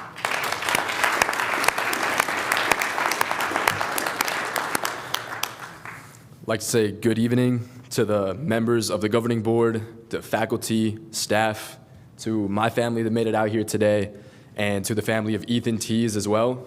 Thank you all for being here today. I'm honored to be here today to share my experience recently at the Collegiate Eller Case Competition at the University of Arizona, where my teammate Ethan Tees and I had the honor and privilege of representing our college, Pima Community College, as the only community college that was eligible to compete in this international competition. Competing on an international stage and placing 5th among talented teams and 1st in the region was one of the most daunting experiences of my life, but one of the most rewarding experiences of my college journey so far. This challenging competition allowed us to apply our understandings of business and business ethics in a real-world scenario, to think critically in a high-stakes and high-pressure environment, and to communicate effectively to business leaders and to entrepreneurs alike. These are skills that I have learned and sharpened here at Pima Community College, and I am lucky to have been able to do so. I'm grateful for the support of Dr. Pedroza, who coached us to this 1st place regional victory and 5th place international victory. And I'm also grateful to Mrs. Knight and Mrs. Hall, who guided us and helped us along the way. I'd also like to thank Dr. Greg Watson for his support and guidance in this process. And I'd like to say that this experience has motivated me to continue striving for excellence here at Pima Community College. And I hope to positively be able to represent Pima Community College in the future opportunities such as this one. Thank you all for this recognition here today.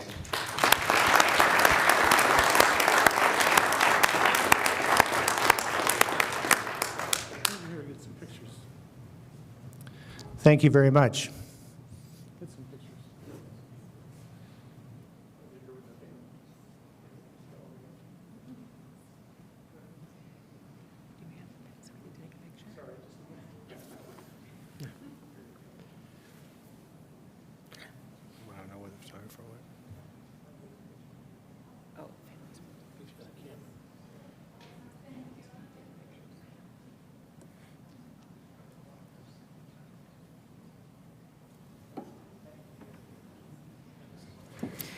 So real quick to the teachers and the parents and the families of these amazing students, thank you for your contribution to helping them get to this place. And to you two students, we're really proud of you, and keep in touch with the governing board. Come back and let us know what's happening next semester, next year. We'd love to hear from you and see the great things you do in your future.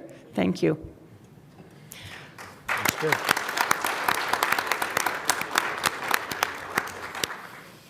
Okay, now we have administrator report, section 2.1.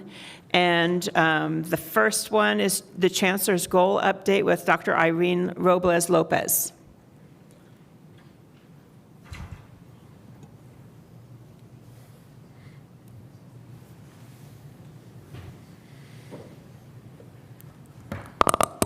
Have to lower it considerably.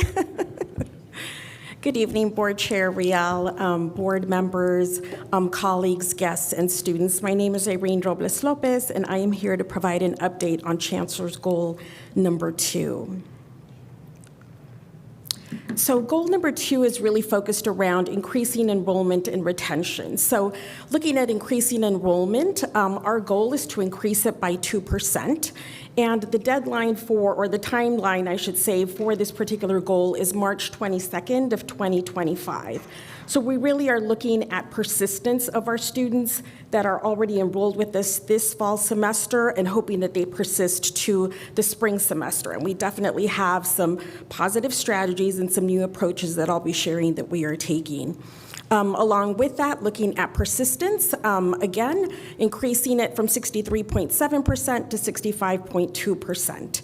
And so with that, we do have several teams that are all working on this collaboratively. So we do have academic affairs, Pima Online, student affairs, and college readiness and student success.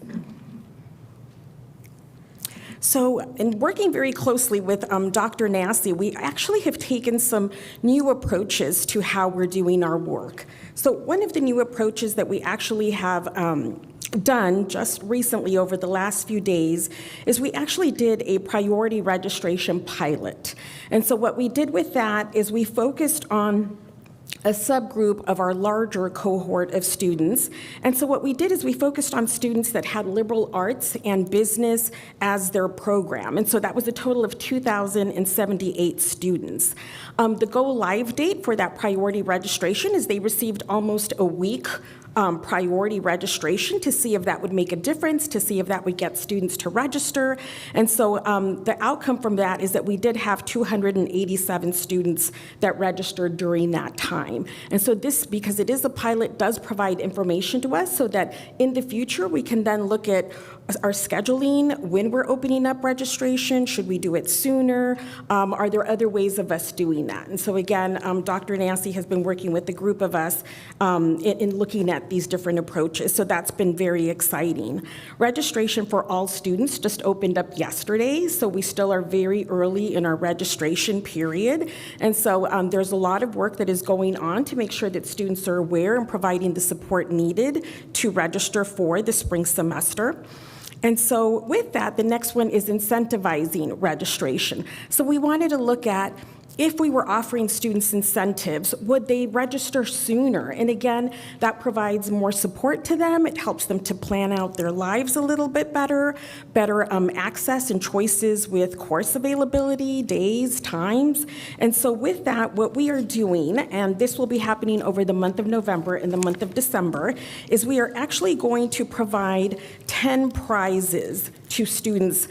Some of those will be broken up. Half of them will be broken up into the month offered to students that register in the month of November, and then the other half will be offered to students that register in the month of December. Many thanks to the Pima College Foundation. Thank you, Marcy.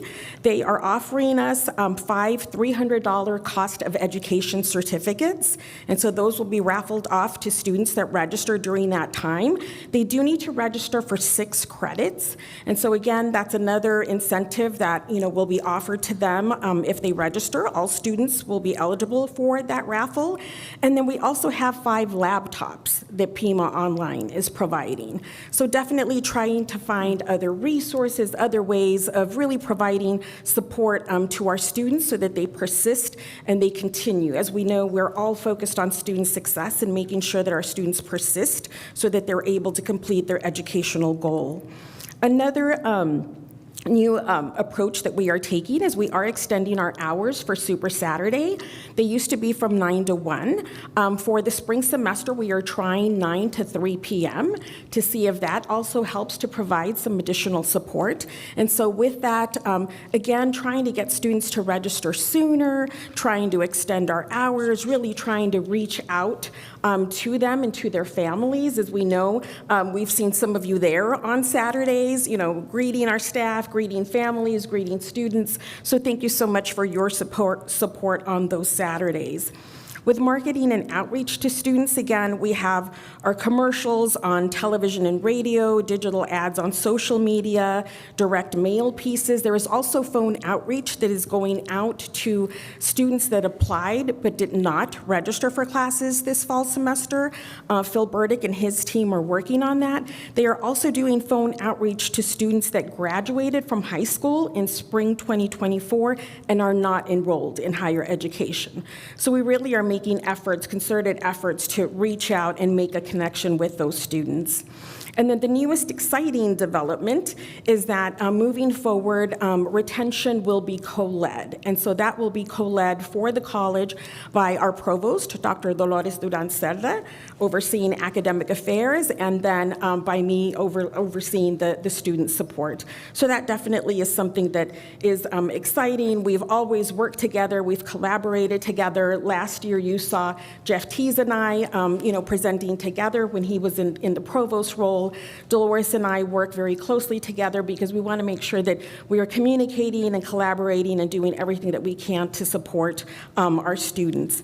And the other thing that I wanted to mention with the priority registration pilot, this was an idea that kind of came to us very short time before we knew regular registration was going to open. But the commitment of our employees and our teams is just so evident that they made this happen in a matter of days. checking the system, making sure that things were up and running, that systems were not going to be impacted, that the pilot group was going to be able to register. So I did want to acknowledge Dr. David Arellano, Michael Tolino, Don Abens, Christy Noyes, and Aslam Kasira.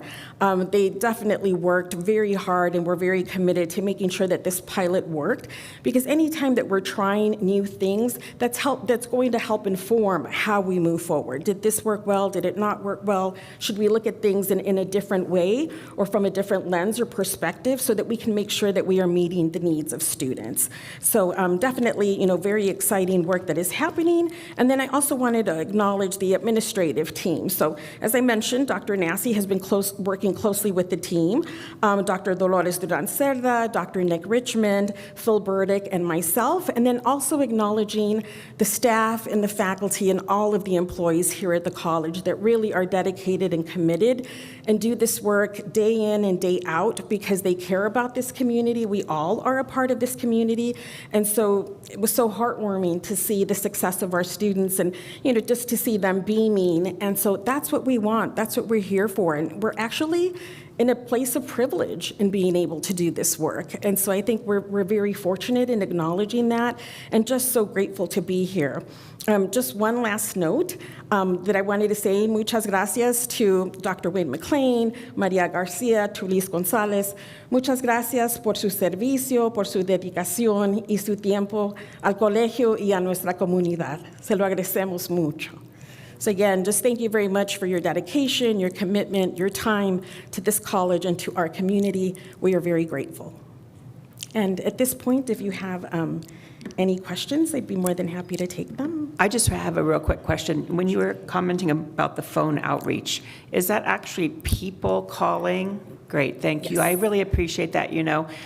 We're all inundated with text messages, hustle calls, and things that aren't personal. And if it wasn't going to be personal, I was going to say you should save your energies, because I think that person to person is the only thing that's going to work right now. Thank you for doing all that work, Irene. Yeah. And again, definitely a team approach. So want to acknowledge the team. I mean absolutely. That. Yeah, you and everybody. Yes. Share our thanks to everybody. Thank you, Board Chair Real. Yeah, thank you.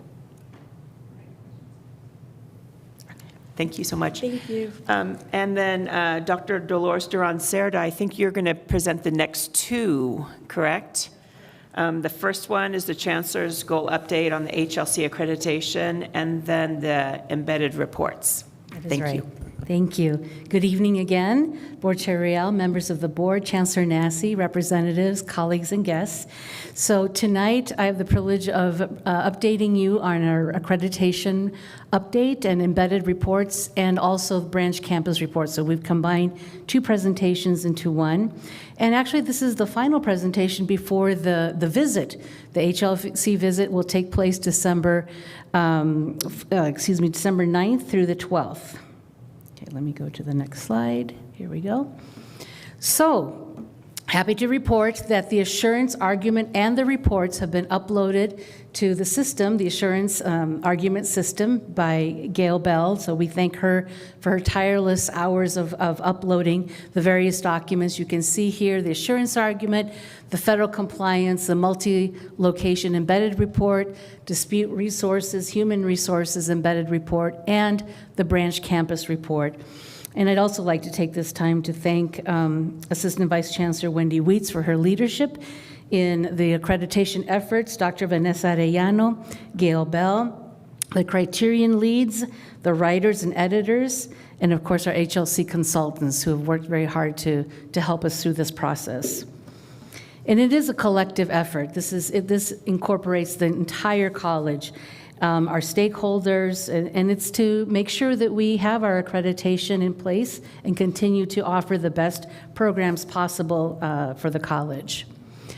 And we're also in the process of working on the HLC visit agenda. This is not an agenda that we create, but it's the HLC peer review team who the lead is in communication with our AVC, Wendy Weeks, on developing that agenda. It hasn't been finalized yet, but we do know that most likely there will be a session for each one of the criterion.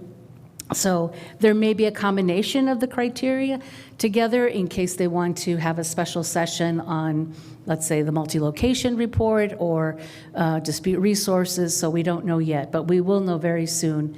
They have to tell us in time for us to make the logistical arrangements at the campuses for the visit. So that is in the making. Next, I'd like to share with you the accreditation embedded reports. So you see here we have 2 embedded reports, and what's listed is what is covered in those reports and what the HLC peer review team will be asking questions about: the instructional oversight, the academic services, student services, facilities, marketing, student learning assessment.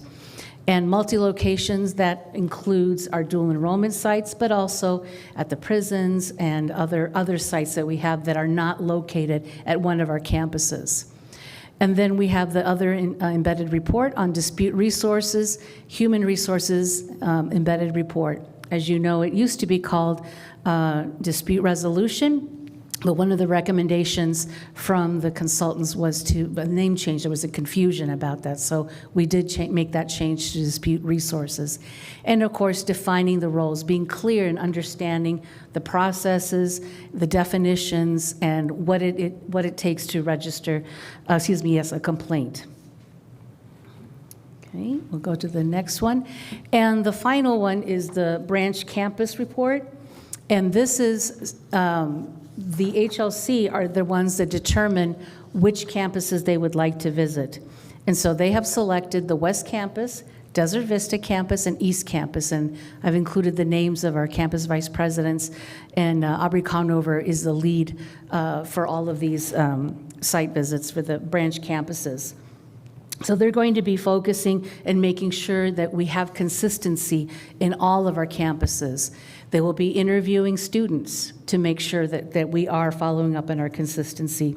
They are going to be ensuring, they're going to be looking at the physical and technological resources at the campuses, looking at the classrooms, looking at the support service that we have for students.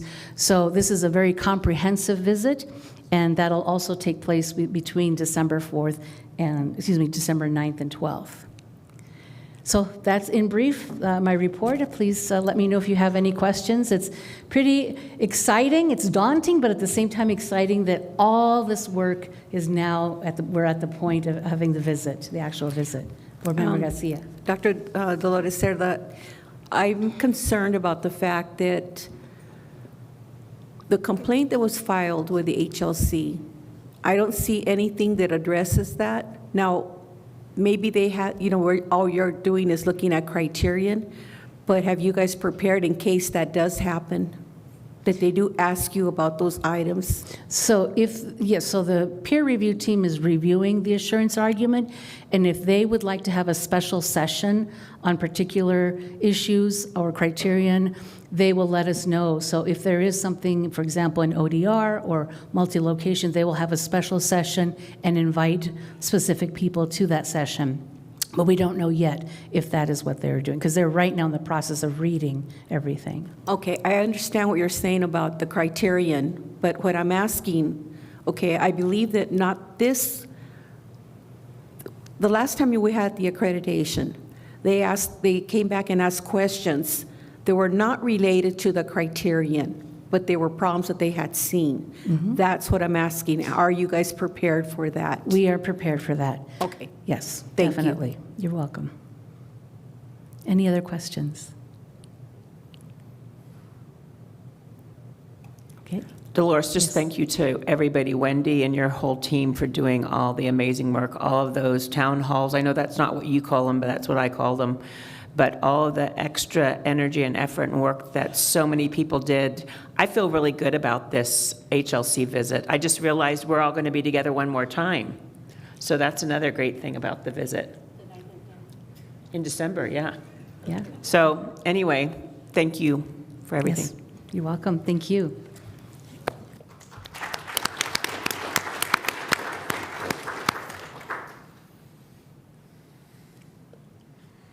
Okay, 2.2, the reports by representatives to the board. And why isn't this showing up? Jim, oh yeah, thank you. Our student senator is going to give his report. Will you tell me your name again? Chica. Chica. Yeah. Thank you. And just real quick, Chica has an exam, so thank you for sitting through all of this. And I hope you do have enough time to prepare and study. I hope so. Hola, ¿cómo estás, everyone? That's about all the Spanish I know. But I just learned muchas gracias today. She said it earlier. Okay, so my name is Chica, not the Mexican Chica, the regular Chica. And I'm an international student. I'm originally from Nigeria in West Africa. And I'm the Northwest Campus Student Senator and the Student Senate Governing Board Representative. And I want to thank everyone for giving me the opportunity to present an update on the recent activities of the Student Senate.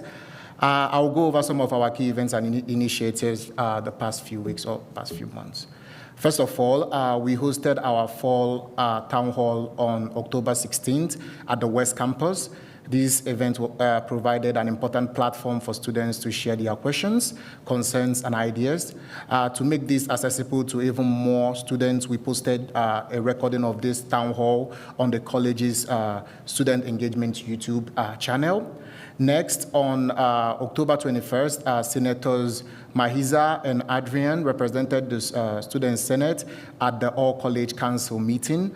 They contributed to discussions and shared valuable insights on behalf of the students' body, strengthening the collaborative relationships between the Student Senate and the Council. And then on October 25th, our senators also participated in the New Student Welcome Carnival. I was there, it was awesome. We ran a game stationed and engaged directly with new students to help introduce them to the campus life and our resources. It was a great way to make students feel welcomed and connected to the community. In addition to these events, we held 2 virtual meetings recently. On October 28th, we hosted a working meeting which allowed us to plan upcoming activities and address ongoing initiatives. And on November 4th, we held our regular monthly meeting where we continue to discuss future projects and our approach to addressing student concerns. And through these activities, the Student Senate remained dedicated to supporting our student community and enhancing engagement across campuses. And thank you one more time. That's my presentation. Thank you. Thank you, and good luck on your studying and your exam. Our next report is staff report with Erica Elias. Are you online, Erica? Yes, I am. Good evening, Chairperson Riel, board members, Chancellor Nassy, and guests. My name is Erica Elias, and I am the Staff Council Chair. And for my report, I wanted to talk about that Student Affairs is pleased to announce the Students in Distress workshops that are going to be available across all different campuses to staff. These workshops are designed to equip staff with the skills and the knowledge needed to support students experiencing distress. Additionally, our counselors will be leading Brave Talk sessions, and that's going to be focused on empowering students to assist and provide resources to their peers during challenging times. These initiatives reflect our commitment to fostering a supportive and responsive campus environment to everyone. Thank you so much. That concludes my report. Thank you, Erica. And Sean Mendoza with the adjunct faculty report, also online. Hello, Chairwoman Ryle, Chancellor Nassy, members of the board, and honored guests. The adjunct faculty would like to thank administration for sharing their future goals and insights at our last meeting. We certainly appreciated the provost's recent visit, where she discussed key topics, including student retention and the spring semester registration. Her engagement and her transparency were valued by all in attendance. In addition, Anna Becker from IT provided a preview of the new My Pima portal, highlighting features that would benefit adjunct faculty. We're excited to learn that a beta version will be available by the end of November for testing, with the full transition planned in January 2025 to minimize disruption before the spring semester. We also want to thank the Chancellor for holding a virtual listening session open to all faculty. At the session, adjunct faculty shared our concerns about addressing workplace issues, noting that many feel more comfortable discussing these matters with other adjuncts. We appreciate the Chancellor's attention to this and look forward to collaborating on possible solutions. Additionally, we are grateful for the administration's efforts to schedule meetings after 5 p.m., allowing adjuncts with daytime commitments to participate in sessions like the Chancellor's Learning and Listen session and the faculty forums on AI. Lastly, as we move forward towards the end of the fall semester, since this is the last board meeting before the end of the year, I want to thank the outgoing board members for their service to the college and wish everyone happy holidays. Thank you, board members, for your continued support of the adjunct faculty, and this ends my report. Thank you, Sean. And faculty report with Rita Lennon. Members of the board, Chancellor Nassy, friends, colleagues, and guests. My name is Rita Lennon, and I'm here to provide the Faculty Senate report. I wanted you to know that I actually had a machine gun report ready. It was going to be fast, is what I mean. Not that I was going to shoot anyone or even try. But after hearing from public comment, I think you get the gist of what I was going to speak about. So I'm going to shift gears here a little bit and do what I don't do well, which is wing it. So first of all, I do want to say thank you to the board members who are leaving us after tonight's meeting, although it is refreshing to know that we'll see you again on December 9th and 10th. If you don't have it in your calendar, please do. But we really do appreciate your efforts. And of course, with everyone who has said has given so many remarks to you, I think you can see how important you are and your efforts. So I appreciate it. To Wade especially, my son swims in your pool. It's not his private pool. He swims every summer for the Wade McLean Tiger Sharks. And he's also going to be a graduate of Mountain View High School, as is my daughter, who's actually in the audience right now. I won't point her out because she's a little shy, but she looks young, so you can probably just pick her out. She'll also be a Mountain View High School graduate in a few years. My son will be coming here. He has been a recipient of dual enrollment while he's been at Mountain View, and he's going to complete his A-bus while he's here. So it's really refreshing to see what people in that, or what students in that area can do. I also want to mention that Samara, who was one of the recipients of the awards tonight, is one of my students, and she'll be graduating next semester. So she's been a pleasure to have in class. I think what the gist I would like to tell you of what Faculty Senate and what we've been talking, in our meetings and what we've been talking to administration about is that we really just are very passionate about our students, and we want to do whatever we can to get them to the finish line. Sometimes it feels like there's barriers in the way for us to do so. Whether that is we're not aware of what Student Affairs is doing as far as getting involved in getting them registered early. Some of our faculty aren't aware of that. So whatever we can do to help would be wonderful. And whatever the administration and staff can do to help us would also be wonderful. An image that I shared with our Faculty Senate officers was when you throw a rock into the water and it creates the different rings, students are the center ring. Faculty are the very next ring. It's really important if you're thinking about what can be done for students that you're also thinking about what can be done for faculty as we are in the classroom, whether that's a brick and mortar or if that's online. We're there for them, and it's important to think about that.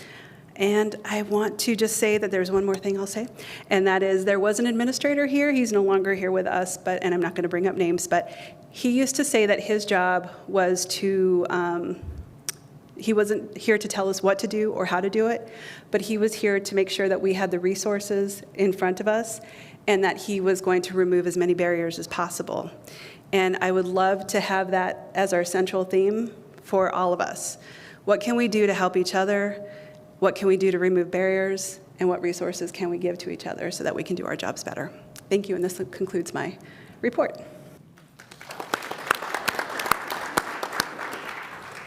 And now the administrator report with Jim Craig. Good evening again. There's some huge events going on this month. There's an Arizona STEM Adventure at the Northwest Campus on Friday, November 22nd. This is about 2,000 4th through 8th grade students and future Pima Community College students that get a one-day glimpse in the world of science and technology and engineering and math. Very excited about that event, and it's always incredibly well attended. On the very same day, we are co-hosting the 2024 HSI Grants Institute, and that's a combination of Pima and the University of Arizona. There's 90 registrants right now from all across the nation, with 40 on the wait list, so we're excited about that too. Also excited to announce that the PCC Santa Cruz Center in Nogales is excited to welcome Mara Cruz Ruiz is our new manager, replacing the retiring Brian Nelson, so we're very excited about that. There's lots of events that you can read in my report.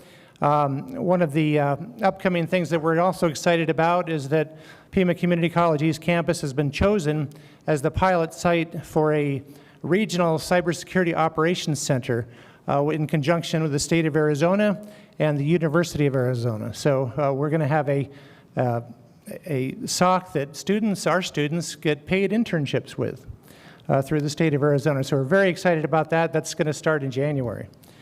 Also, we had an all-college council meeting on October 21st via Google Meet.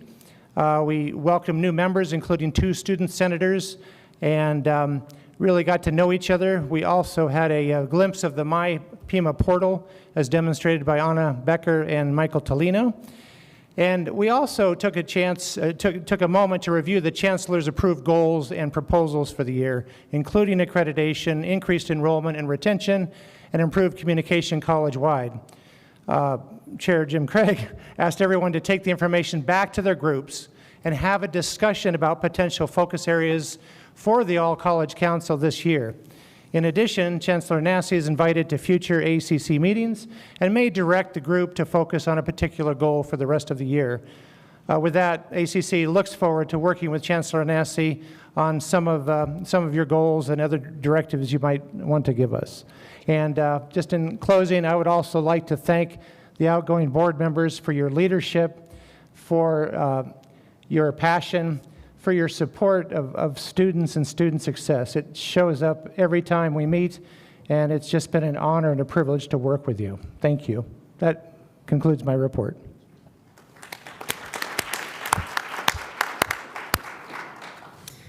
And then now the Chancellor's report. All right. Thank you, Madam Chair. Wow, what a great meeting. Thank you, first of all, to the rest of the board, the outgoing members. I just want to second what I said earlier. It's been an absolute honor to work with you. Thank you to our faculty, our administrators, our staff, our students that are doing this great work every day. Tonight's meeting, I feel like it's been a microcosm. I mean, it really speaks to high quality, open access, higher education, and the great things that are happening. And we have some work to do. Right? We have some work to do because we always want to get better. So, hey, that's what it's all about, and we'll continue to get after it and improve. Just a note on enrollment. Obviously, it is a focus of mine and the entire college.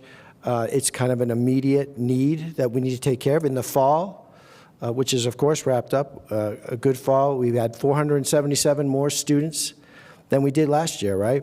If you think about this room, that fills it up a couple times. We could do better, but that is good. And they're taking 5% more college credits.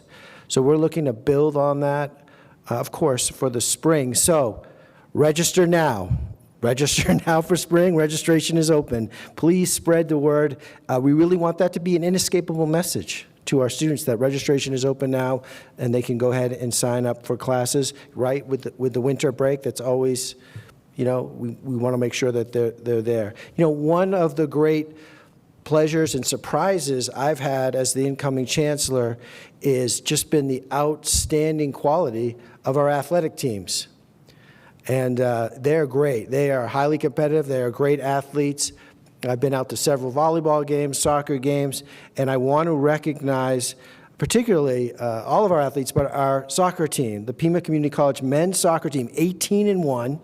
18 wins, 1 loss, is back on top of the mountain as the Aztecs won their first Region 1 Division II championship since 2020.